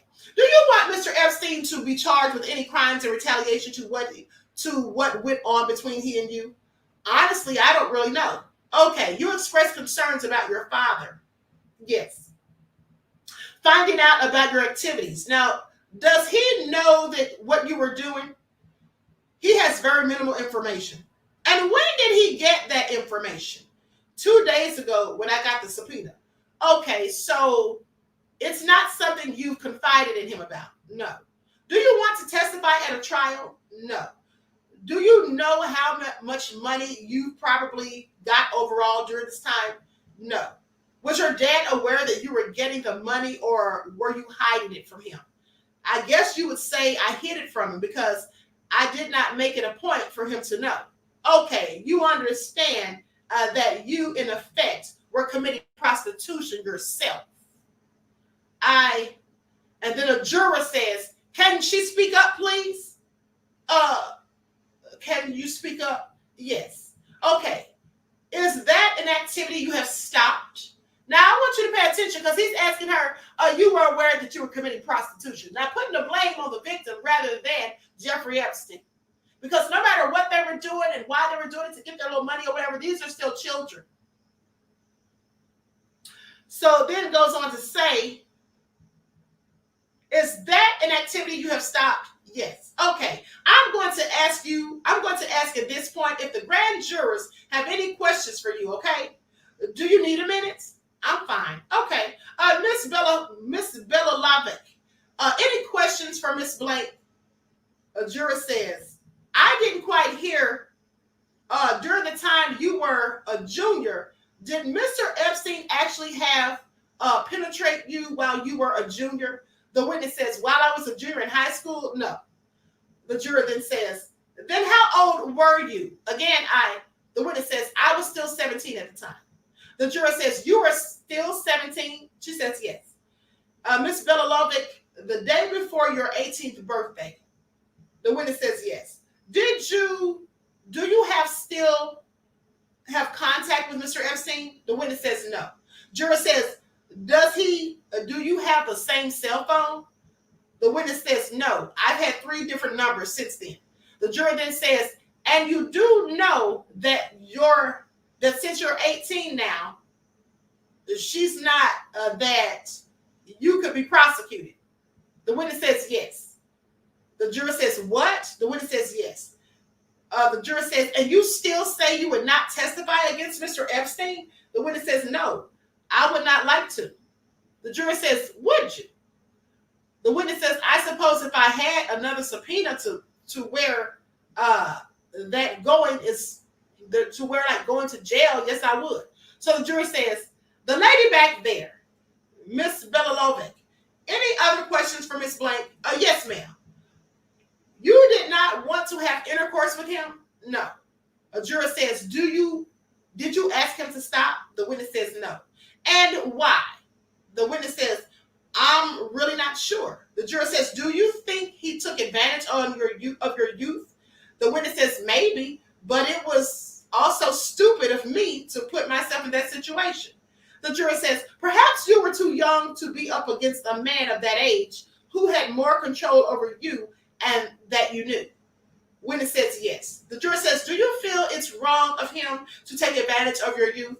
The witness says, yes, I do. The juror says, and did he take away from you your person, your being, your spirit? The witness says, yes. A juror says, and would you testify against him for what he has done and the wrong that he's done? The witness says, no, because I would like to put it behind me for the most part. I was successful until about 2 days ago. Miss Bella Lovick, yes, ma'am. Juror says, yes. So the reason that she don't want to testify is more just because of personal embarrassment? The witness says, yes. The juror says, okay. Miss Bella Lovick says, yes, sir. The juror then says, Jeffrey knew or you had said that you did tell him you were only 17. The witness says, yes, he was. The juror says, and he was aware of that? The witness says, he was well aware of my age from the very beginning. Miss Bella Lovick says, yes, ma'am, to another person who's raising their hand, I guess. A juror says, if you had a daughter, would you want her to testify or tell you? The witness says, I don't really know. Miss Bella Lovick says, yes, ma'am, to another juror. Okay, a juror says, would it mean anything special to you if you could be the person that's strong enough to stand up to put him away so he'll never, ever do this to somebody else? Could you be strong enough to do that or want to do that? The witness says, I wish that I could say that I could, but I really don't think that I can. Miss Bella Lovick says, any other questions for Miss Blank? A juror says, yeah. Miss Bella Lovick says, yes. The juror says, pursuant this idea about testifying, would you do it? I mean, would you testify if you were subpoenaed, and would you tell the truth? The witness says, if I did not have a choice whether or not to testify, obviously I would have to. Yes, I would tell the truth, because if I'm going to have to do it, I might as well do it right. The juror says, I think for your character, for your own well-being. And then Miss Bella Lovick says, you have to ask questions, not comments. The juror says, okay, to testify would be the right thing to do and the legal thing to do. A juror says, is that a question? Miss Bella Lovick says, we need a question. A juror says, would you do it under those circumstances? The witness says, like I said, if it was between testifying and going to jail, I would testify, which is why I'm here today. Miss Villalobos says, all right, thank you, Miss Blank. Do you swear to tell the truth, the whole truth, and the whole truth and nothing but the truth? Okay, so this is when somebody else comes up. I'm going to stop right here. This is all crazy. Now, at one part it says Blake was testifying about some drug use. Isn't, in fact, there a police report regarding drinking and drug use by Blake? There's a police incident report from Blake Sheriff Department in Blake. And so, honey, she was caught with boys. It says, okay, and in that case, there was some boys drinking, but it never indicates she was drinking. I believe so. Yes, ma'am. Okay, so she was caught with the boys and they were drinking. Okay, is there another? I believe it's Exhibit B that you reviewed. Yes, ma'am. So anyway, this is all sound real crazy. A whole bunch of drinking and stuff going on and doing all sorts of nefarious things as far as I'm concerned. I want you all to pay attention. This is all so scandalous. Now this man, Terry Hitt said this is a lot, okay? Miss J said, oh wow, here's the thing. This was going on for decades. Now before 2018, when Jeffrey Epstein and all the stuff started coming out about him, they already had this man back in 2005. They could have locked him up for good back then. Therefore, he would not have ever been able to continue what he was doing for more decades. But see, the fact that he was a billionaire, he had money, power, and influence, and people that, you know, were connected through politics and law enforcement, all of that, he was able to get away with these things. He literally got a slap on the wrist for what he did to these young girls. And it's just a darn shame because they knew that he was messing around with these girls who were 13, 14, and 15 years old and what he was having them to do. They had him dead to rights. He was busted. They had the evidence. They had the phone logs. They had the notes and stuff that were found in the house. They had witnesses. They confiscated things from his trash. They did the trash pools so they could get stuff out of his trash. And you all, you've seen those true crime shows, you know that they will go and pick up people's stuff out of the trash. That's how many people have gotten caught. Someone does something, their DNA is on a soda can they were drinking out of or a straw, they toss it in the trash, or if they were in a restaurant, the police will follow them. And they see them at a restaurant eating, and they'll go and confiscate the silverware or whatever before the waitress gets it. They take the trash because the trash is discarded. So it's a free-for-all. This is what they'll do. And they had all this information on Jeffrey Epstein back then. How did he get away with it? Because of money, power, and privilege. That's how this country works. Just like money, power, and privilege will be the main reason that Trump may not go to prison. Okay? May not even go to prison. Also crazy. So anyway, with that all being said, really sickening, and it's sad that it took so long to expose him. Exactly. He could have been exposed. He could have been exposed. And I want you all to pay attention to something. Because the bottom line is, these stories about people like Epstein and Weinstein, you know, John Travolta, because he had some allegations too. I reported on that months ago. Nobody else was reporting on it. I believe I was one of the first ones to report on Nickelodeon. All of these stories. I reported on Ed Weinberg or Ted Weinberg. You all remember that? Remember Weinberg, the producer of that show Scrubs, who was luring women to his house under the presumption that he was going to, under the false pretense that he was going to do a photo shoot and all of that stuff? They weren't talking about him. How come you don't see Law and Crime Network reporting on it? How come you don't see all of these news media channels reporting on all those stories? How come you don't see tons of YouTubers reporting on those stories? See, Diddy is more fascinating to people because, for one, Diddy's black. For one, because Diddy is more widely known, because even though he's a billionaire and they were billionaires, Diddy's more widely known, global success. But the main reason is because Diddy's a black man. It's always more salacious and juicy and nefarious when it's somebody who looks like us that's out here caught up in these sorts of scandals. Please pay attention. Okay? It's all so crazy. Terry Hitt said, Queen sent a super chat. Thank you, beloved. Says, you're amazing, Queen, great journalist. Thank you, beloved. Thank you for your kind words. I really appreciate you and for your contribution to the channel. Peace, love, and blessings. Okay, so with that all being said, we see that everybody's got something to say about Diddy. I find it interesting. You see, here's the thing. Some would say that we shouldn't be going in on Diddy because he looks like us, but at the same time, they're skirting over the fact that the people that Diddy's accused of doing things to, most of them look like us. We're supposed to call out those amongst us who do nefarious things and who are detriment to the community. But likewise, other people are also supposed to call out their people that are a detriment to society. But what they like to do is point the finger at the people who look like us. And they tell all these stories and do all these videos and have all these interviews and have all these people coming out saying stuff. But when it's Harvey Weinstein, Jeffrey Epstein, Weinberg, John Travolta, Kevin Spacey, you hardly hear a word. Now, I've done stories on every last one of these people, but you hardly hear a word about them. I just want you all to pay attention. Because it's okay to air out Diddy and R. Kelly and to air out Bill Cosby, even though I still think that they lied on Bill Cosby. And Michael Jackson, I think they lied on him too. In fact, I know they did because Michael Jackson was acquitted. But with that all being said, it's very easy for them to point the finger and talk about people who look like us. But when it's their people, you don't see all of these other people telling these stories, digging up dirt, going and finding all these old receipts, interviewing people and all of that. You don't see it. Even with the Me Too movement, you barely saw it. Even with the Me Too movement, you barely saw it, okay? They got people like Weinstein. They got him. And that's because the people that he was attacking, I want you to pay attention. The reason they came after Harvey so quick with the whole Me Too movement thing is because the people that he was doing things to were celebrities. Those people were stars themselves. Many of those people were celebrities themselves. All right? But other than that, this is what happens. So I just want you all to pay attention. I hope you all enjoyed this broadcast. Everyone, please like and share, subscribe to the channel if you haven't done so already. Be sure to click the notification bell and click the word all so you're notified each time the Queen Goddess goes live. Also, if you missed the broadcast that I did this morning on the main channel, please go back and watch. All right? So everyone get those likes up.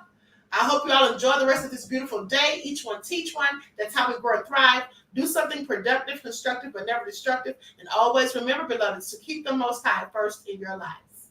Peace.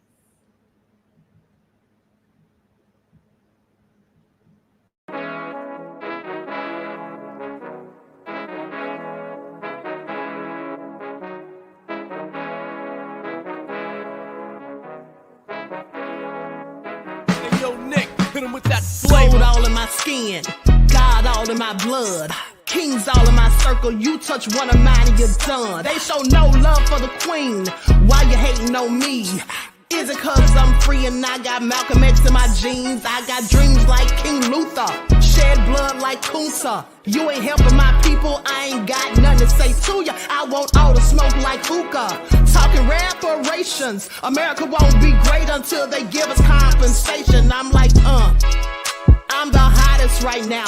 See a bunch of lames out here trying to jock on my style. They be doing too much. I'm the queen, it's too easy. It's like they all at Popeyes, how they be talking so greasy. I just sit back and laugh while these haters get madder. So nefarious how they don't want my pockets with cheddar. I tell them they can do better. These snakes in the grass can leave a bite on your ass, cause y'all be trusting too fast. I got my foot on the gas, other one on they necks. Dropping receipts on haters, you better show some respect. I'm never facing regrets, we only facing the threats. Running through every challenge like a relay, break no sweat. It's a cold game, so I got that blanket with me. Now that my people awaken, ain't no going to sleep. I do not play by my piece, this time I'm playing for keeps. You talking slick, but when I see you like them ends, we gon' meet. And I got gold all in my skin, God all in my blood. Kings all in my circle, you touch one of mine and you done. They show no love for the queen, why they hating on me? Is it cause I'm free and I got Malcolm X in my jeans and I got gold all in my skin, God all in my blood. Kings all in my circle, you touch one of mine and you done. They show no love for the queen, why they hating on me? Is it cause I'm free and I got Malcolm X in my jeans and I got